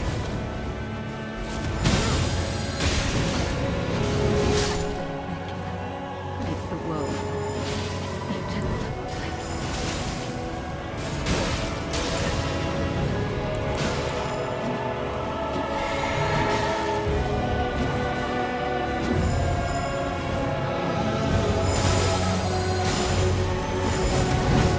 Finest blade of the mighty soul. Spare your life. Poison Tolier. How wrangling the sensation returns. The runaway spirit of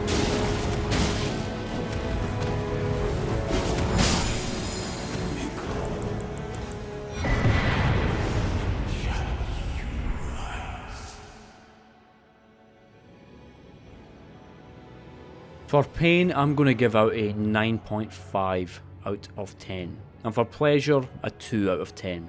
This truly was a brutal battle, and not in a good way. Dryleaf Dane and Leda are nightmarish to deal with when you're this vulnerable, even with Giant Hunt and 2 allies. The only thing that stopped me from giving this an even worse rating was Ansbach and Tolier, who definitely acted as much needed sources of relief. And when Dane went down on that winning attempt and it was 3-on-1 against Leda, the sudden feeling of the tables being completely flipped in my favour was awesome.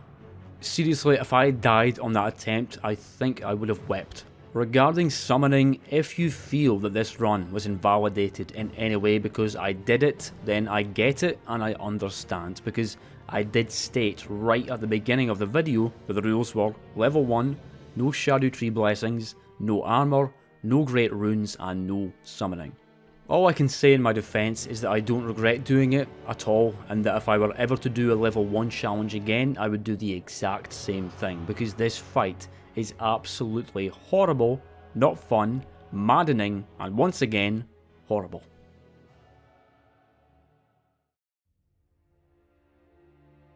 Wow, there were a whole bunch of times throughout this playthrough where I did not think I'd ever get as far as the final boss. I had doubts way as far back as when fighting Rellana, and again much later with Jori, then Bayle, and even Leda and Allies, yet here I found myself before promised consort Radahn. I mentioned a bit earlier that Bayle was actually the boss that I dreaded most, not Radahn, and a reason for that was that I'd already went through a long and grueling struggle against this boss on my third playthrough of the DLC, when for the first time I took him on without the help of a shield or scarlet rot, instead forcing myself to learn to dodge everything rather than block. I found it super hard, but it was also very gratifying, getting better at this all-time most notorious FromSoft boss, and when I finally got good enough to clinch a victory after an entire weekend's worth of attempts, I came away from that experience with a certain degree of confidence when it came to DLC Radahn. I'm actually good at fighting him now, I thought. And so, yes, that's why Radahn didn't inspire the maximum amount of fear from me in this playthrough. I knew he'd still be extremely difficult, no doubt. I certainly wasn't cocky about it, but I did dare to feel a bit of confidence. Well, and I'm sure you already know where this is going, but, well, turns out that I had absolutely no right to feel any confidence. Turns out that it would actually take me 2 weeks, yes, 2 weeks to beat this boss, because it's by far the hardest thing I've ever done in a game, and because it turned out I wasn't very good at him at all. I even later watched back the old footage of me beating him from before, but I guess I was looking back on that with rose-tinted glasses, because turns out I played way shittier than I remembered. I got hit a ton of times, to the extent that I had no healing flasks left by the end of the fight, and that's with a ton of HP and Morgoth's Great Rune equipped. Not to mention the bloody 99 points in dexterity I had to speed the battle along. But you know, that's still okay, because this is without argument the hardest boss in all of Elden Ring, and so of course he's going to beat you up a bit in the process of taking him down. Enough about that playthrough though, because fighting promised consort Radahn at level 1 with no blessings is on another world, another dimension, another realm of difficulty. To such an extent there were several times throughout this long war where I flat out mentally gave up. I was still going to put out this video of course, but when it came to this section, well, I'd still do the usual thing of discussing the boss and my builds and strategies. Instead of me showing the footage of my winning attempt at the end, I'd say something along the lines of, folks, I have a confession to make. I couldn't beat promised consort Radahn. I tried and tried for a fortnight, but I just couldn't do it. He was just too hard. Thankfully, however, I did beat him, and so I don't need to say that. So if you can please forget about what I just said there, I'd appreciate it. Please and thank you. Radahn is a furiously, ferociously difficult opponent, even forgetting about Phase 2 for now. His variety of combos and catchouts is beyond formidable, though another thing that makes his moveset so challenging to learn is that it can all kind of blur together at first. I had the same issue with the Rellana fight, where many of her attacks and combos looked too similar to each other, and it took a whole load of trying and dying before I was able to somewhat comfortably tell everything apart, to the point where I could dodge pretty much anything she threw at me. Now, I did come into this fight with more of a moveset memory than I did with Rellana, but even so, I was constantly getting caught out by stuff due to the mental rust that had accumulated since the last time I'd fought this boss several months prior. And you know, because of the whole level 1 thing, there's almost no allowance for you to make any mistakes, making the learning process feel like that much more of a grind. One attack I never had any trouble with was his Psycho Crusher that he kicks the fight off with about half the time, though occasionally he will use his inward gravity wave or Lion's Claw at the beginning instead. The Psycho Crusher is super easy to avoid though. Even in phase 2 this move is one of the very few which doesn't become any more dangerous. His Meteor attack is one that's very easy to fall into a spiral over if you don't understand it, but once you do it's pretty easy to get through unscathed with complete consistency. Much like Romina's rowing attack, if you start panic rowing as soon as he starts it, you're probably going to find yourself in a spot of bother. However, if you can calm yourself, just back off slightly when he slams his swords down, roll when he heaves the boulders from the ground, and then sprint back with a jump to the left or right when they're about to hit you, you are golden. You don't actually need to sprint back at all in phase 1 because the projectiles will still miss you even if you just run laterally, though that said it would behoove you to try and dial in the correct routines as thoroughly as you can as early as you can, because in phase 2 this attack gets a little bit more dangerous. Rather than these more extravagant moves of Radahn's being what usually got me in those first several desperate days of largely fruitless attempts though, it was his regular combos. These are his bread and butter and what you simply have to learn like the back of your hand. You need to learn these combos so thoroughly that you don't even have to think about what you're seeing when he's doing them.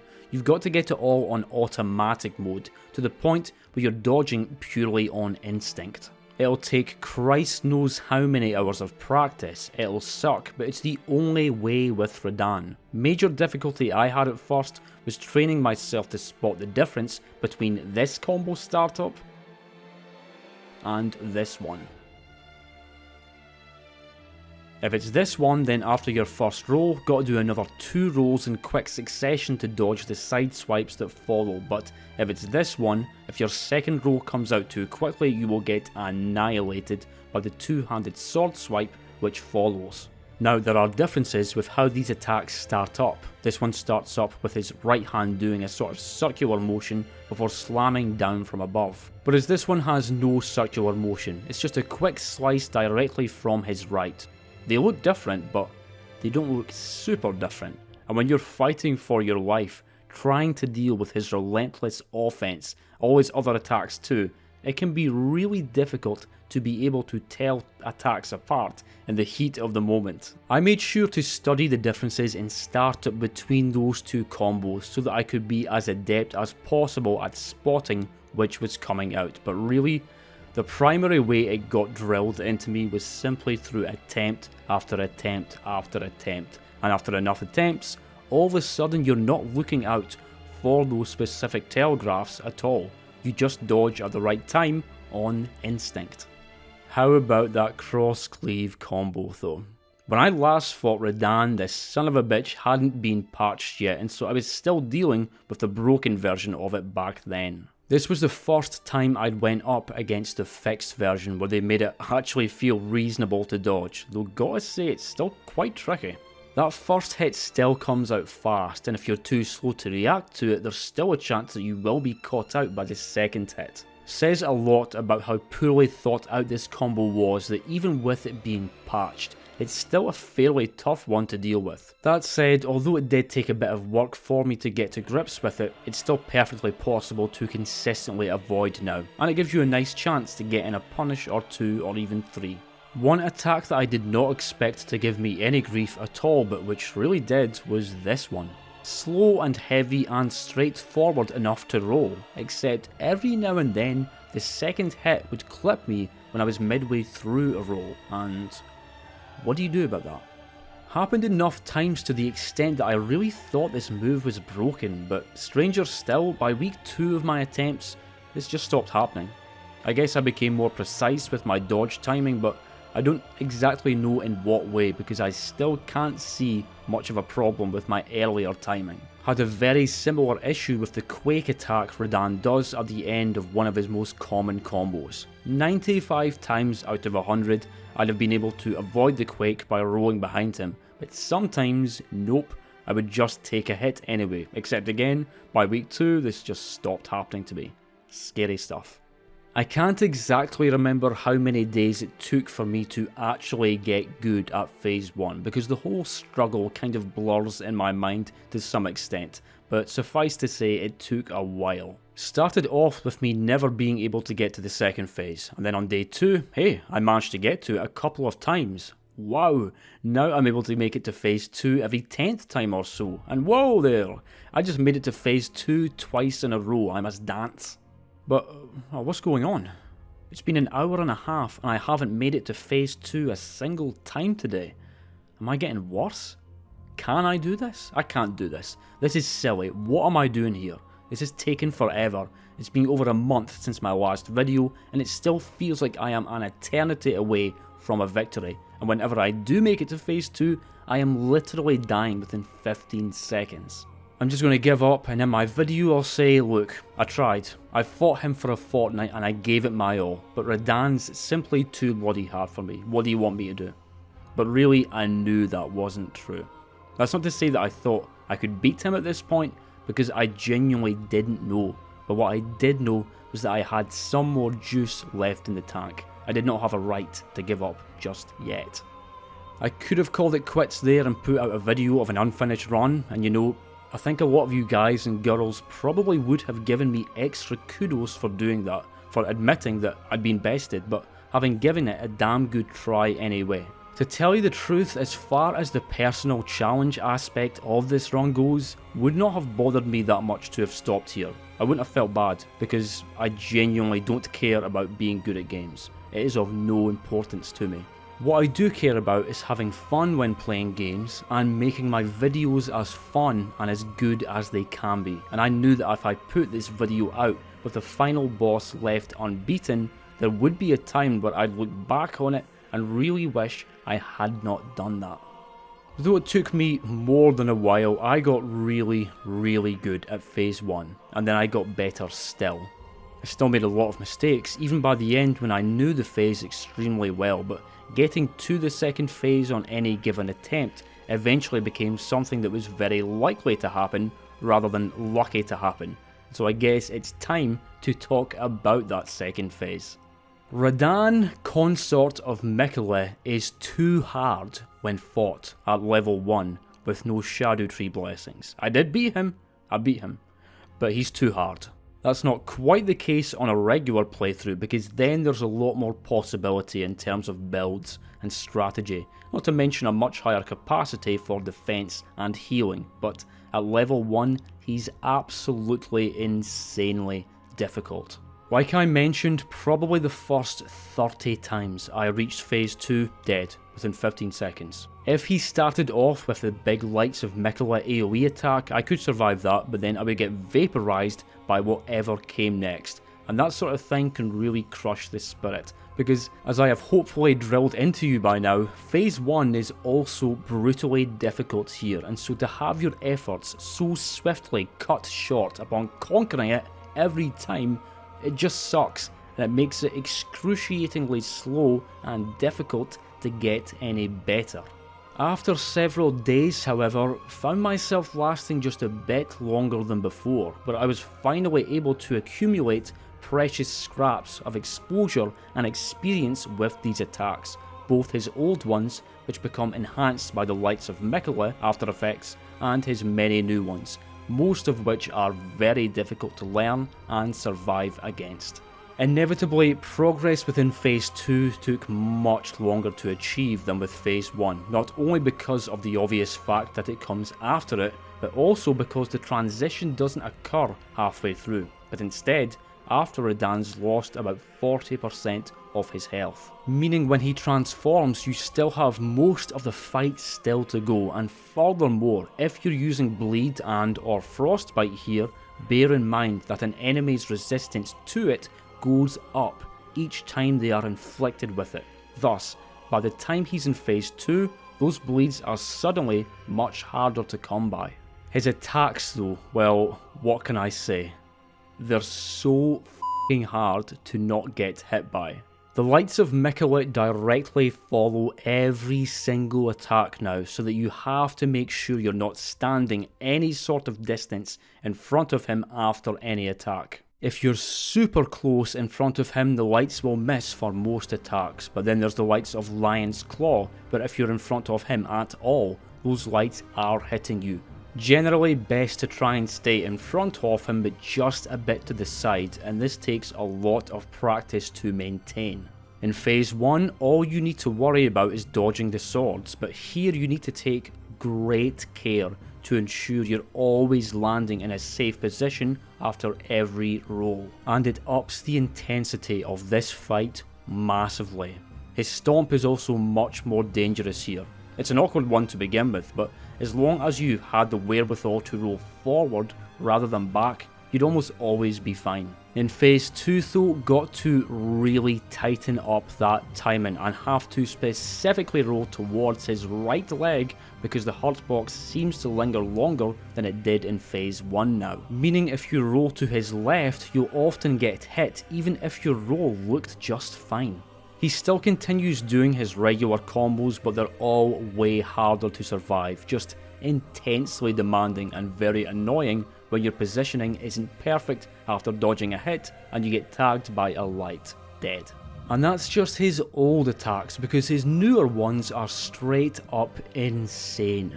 Remember that Metyr move from before, which could be quite tricky, but which really wasn't all that bad. Yeah, it's the scariest move of all time now. I'm not even going to pretend I came up with my own strategy for this one, but what you have to do is immediately sprint away as far as you can after the first roll. Do the old jump to the right when the meteors are coming, and then continue running back or to the right as his clones start coming down. 1, 2, 3, 4, dodge, and dodge again. Terrifying attack, even when your positioning is ideal, but if your positioning is not ideal, bad luck for you. I hope your next attempt goes better. If you run out of space to run to when sprinting away, there's really nothing you could do. The clones will get you, though the worst is when he launches into the attack at mid-range from you, rather than at close range. At close range you can do your roll and then sprint the hell away to make plenty of distance before the clones descend, but it's way harder, nigh on impossible to get far enough away from him if he does it with some distance, due to the way he flies up over your head, cancelling out some of that distance you're trying to make. I definitely got more confident at dealing with this move, and it feels awesome when you can dodge it, but sometimes it felt like there was absolutely nothing I could do to survive it, bringing a rather unpleasant element of luck into this already astronomically challenging phase. And of course there's that other version of this move too that he can also throw out on its own without the meteor stuff, except instead of it being 1, 2, 3, 4 dodge, it's 1, 2, 3 dodge. So have fun trying to keep that in your mind along with everything else. Another of his clone attacks that I always hated dealing with was the one where he dashes to the side before launching directly at you. It's that starting side dash that throws me off, flustering me so that by the time I remember that I'm supposed to dodge forward through the clone then again through the real McCoy, it's already too late. And this is another one where even if I did remember to dodge accordingly, I'd sometimes get tagged anyway and not exactly know what I did wrong. For as demanding as Radahn is at close range in phase 2, I came to dread him at mid to long range because he's much more likely to throw out one of his several clone attacks there, each of which are terrifying and each of which have very specific timings where there is no room for recovery if you confuse one with another. Perhaps his scariest new combo is the one where he raises his swords in the air at the start. It's mental, though in a way it reminds me of Commander Gaius' big combo. Intimidating, absolutely, but also kind of perversely fun to dodge when you finally get good at it. But of course, just as with nearly all of Radahn's attacks, it's not just a question of dodging. There came a point where I thought I had this combo down, but then the next time I came up against it, even though I dodged the sword slashes correctly, I still got tagged by a light of Miquella, and all of a sudden, this started happening every time, whether I dodged forward, back, or laterally. Eventually I realised that it's safest to dodge forward left for pretty much every hit, but it's stuff like this that really can make you stop and think, Jesus FromSoft, isn't this all a bit much? One move I wasn't all that worried about was the Meteor Blast thing he does when at low HP, and that's because I had heard a reliable strategy to deal with it. Hehehehe. If he blasts off near the centre of the arena, just run over to the gate, and if he blasts off near the side of the arena, just run towards the other side and you'll avoid all damage. Tried it a couple times when I actually managed to get Radahn's health down low enough and it worked. But then there was a time where he did it near the Gates of Divinity, and so I started running to the opposite side of the arena and died. I thought that wasn't supposed to happen. The man in the video said that wasn't supposed to happen. This ended up being another move where I just had to hope that my positioning was optimal when it happened, though towards the end I did start making more of an effort to keep the fight going on as close to the centre of the arena as possible. Something I really want to talk about with Phase 2 is Miquella's hair, because this went from something that had never bothered me before to something that started bothering me greatly. See, Radahn differs from most bosses and enemies in that you don't want to be behind him. You want to be smack in front of him so that you can clearly see what he's going to do next. When his back is turned, he'll sometimes do a really quick running dash to correct his orientation, but other times he'll just launch right into his next attack and do a 180 while he is doing it, and it's damn hard to react to this sort of thing. And that's just Phase 1. In Phase 2, Miquella shows up with her flowing, golden, glowing hair, which is a neat idea for a boss design, sure. The trouble is that it obscures Radahn's telegraphs, not even just when his back is to you now, but also when you're at his side. There were many times where I died simply because I wasn't sure enough of what Radahn was doing, and so I missed the dodge. And this hair element makes an already extremely demanding fight feel unnecessarily more so in a bad way. Radahn can do some weird stuff in Phase 2 sometimes, where he'll launch into certain attacks at strange times, at strange ranges, which just don't look right. But most of what he does is still fair. It can be dodged. If you're precise enough, it's just extremely tough. The boss's animations being partially blocked out by Miquella's hair at some angles though, that's just bad. I don't think this is a bad boss. To be perfectly honest, I'm not sure what I think of it at this point, but the hair is ridiculous and it is a poor design decision. But let's finally talk builds, shall we? My starting weapon was the Great Katana because I really like this weapon, and because it's the one I used to take Radahn down the last time I beat him, specifically with Piercing Fang, which I again rocked this time round. The Great Katana does inherent bleed build-up too, though it is rather low for a boss like this. I also imbued it with Coat to try and build up some Frostbite too, however this comes with the downside of it also dealing magic damage. See, that's one of many things about Radahn that makes him so insanely hard. It's that he doesn't have any real weaknesses. He's resistant as hell to all elements. He's tough to stagger. It takes a lot to get him to succumb to bleed or frostbite, and he's got over 45,000 HP. He's a goddamn unit, and there are no shortcuts here like there are partially with other DLC bosses. I mean, Messmer was tough as balls, but he's vulnerable to status effects. Midra is really easy to stance break. Metyr's super vulnerable to bleed and has a major weak point, and so on. Radahn though? Nothing. I did consider using some Scarlet Rot, but I ended up never bothering with this, because the main issue with Phase 2 is his unrelenting offense. The Rot would have helped deal more damage, sure, but it would not have helped me much when it came to being able to dodge literally everything, which you really do have to do. Of course, if you've still got your Opaline bubble protection active, you can tank a hit, but that means you have to make it through Phase 1 hitless, and even if you do manage that, bear in mind that the bubble only lasts 3 minutes, after which it just disappears. Back to my weapons though, really wasn't feeling satisfied with my damage output with the Great Katana. Even with the Frostbite, damage was just too poor, especially considering the rather sluggish speed of the weapon. And so, out came the Starfists. Would they be the star of the show here too though, as they had been several times before in this run? No. As I've mentioned, the one downside with the Starfists is their range, but I never felt that downside as keenly as when I tried to use them on Radahn, because half the time they would literally just miss. Must be something about the shape of this boss and the motion of the swing, but yep, not exaggerating, the attacks would often hit thin air, and that was just not acceptable. I would have loved to have made the Starfists really work for Radahn. The speed of their charged attack would have been fantastic at dealing decent damage and getting staggers, not to mention the bleeds, but they ended up being a terrible match. You served me well, Starfists, but I'm afraid you're of no further use to me now. Fuck off. Desperation took hold at this stage as I frantically tried finding a build that just felt right. Busted out the Great Stars, but nah, wasn't feeling it. Even got a bit basic and gave a pair of straight swords a go to see how they would hold up, but again, they simply did not cut the mustard. And so out came the twin spears, but again, no bueno. The Spearos were El Shito. And so the time had come for the P word. The time had come to try parrying.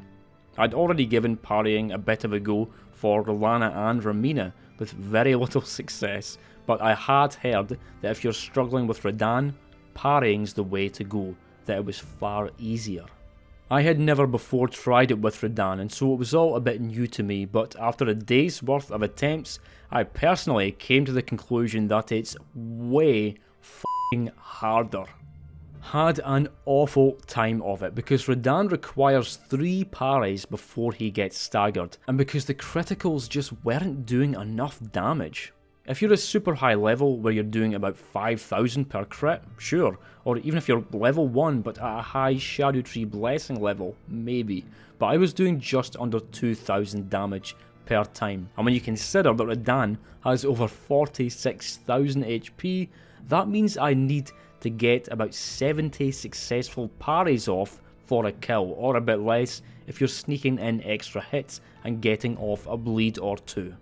Now, a big upside to parrying is that you don't need to deal with the full extent of his combos in either phase if you can just parry them right away and prevent them from even happening, which is great, but actually landing those parries was a miserable affair for me. He'll often follow up parries with further easily parryable combo starters so that you can quite quickly chain them together, but sometimes he will throw in a stomp instead, and I could just not react quickly enough. It gave me similar feelings of unpleasantness as when I was trying to chain backstabs on Jori. Felt like just an awkward way to play the game. I mean, if this works for you, then more power to you, but it definitely did not work for me. I was terrible at it, and I didn't enjoy it even a little bit. Even knowing that the alternative was having to go through the full extent of what Radahn can throw out in Phase 2.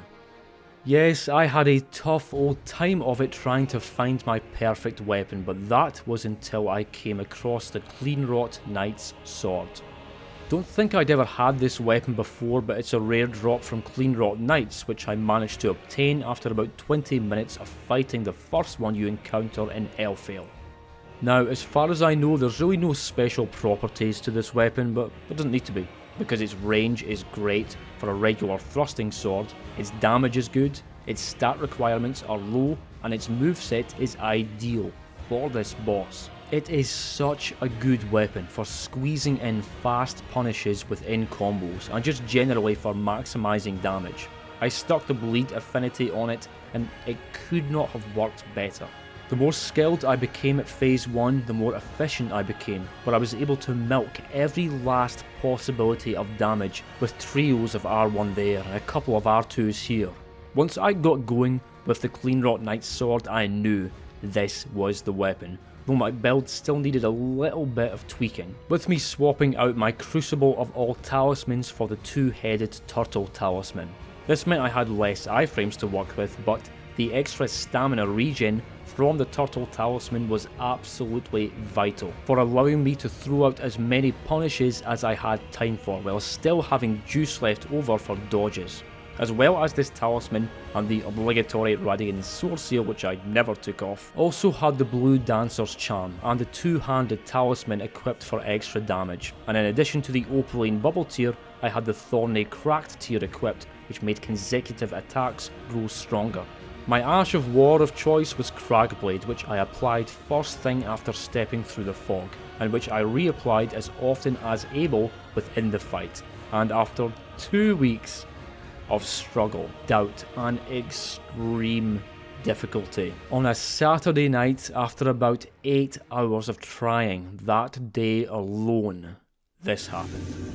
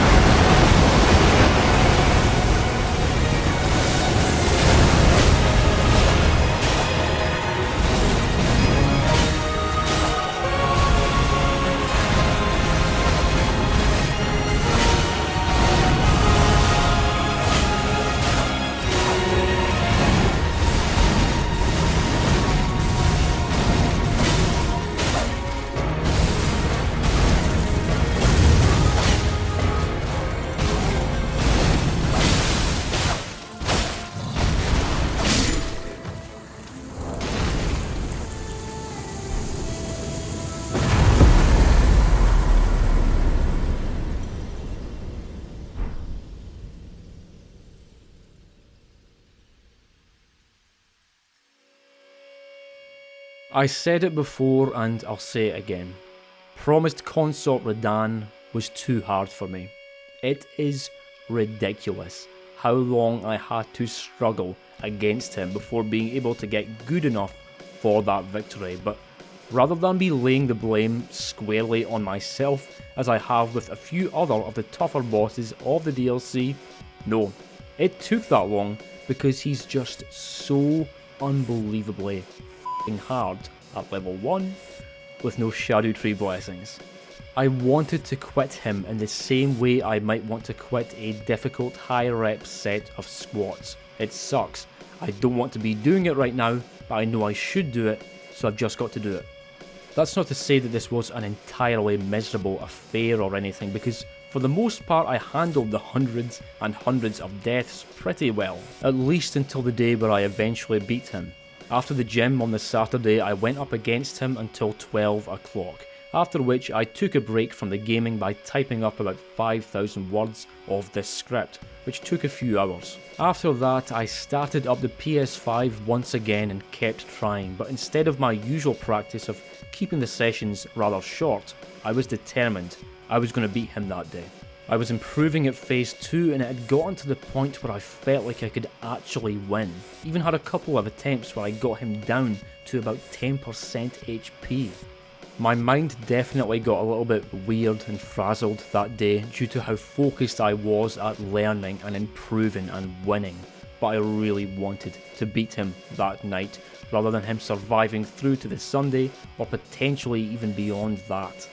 Suffice to say, it felt pretty good when I won at around 8 o'clock that night.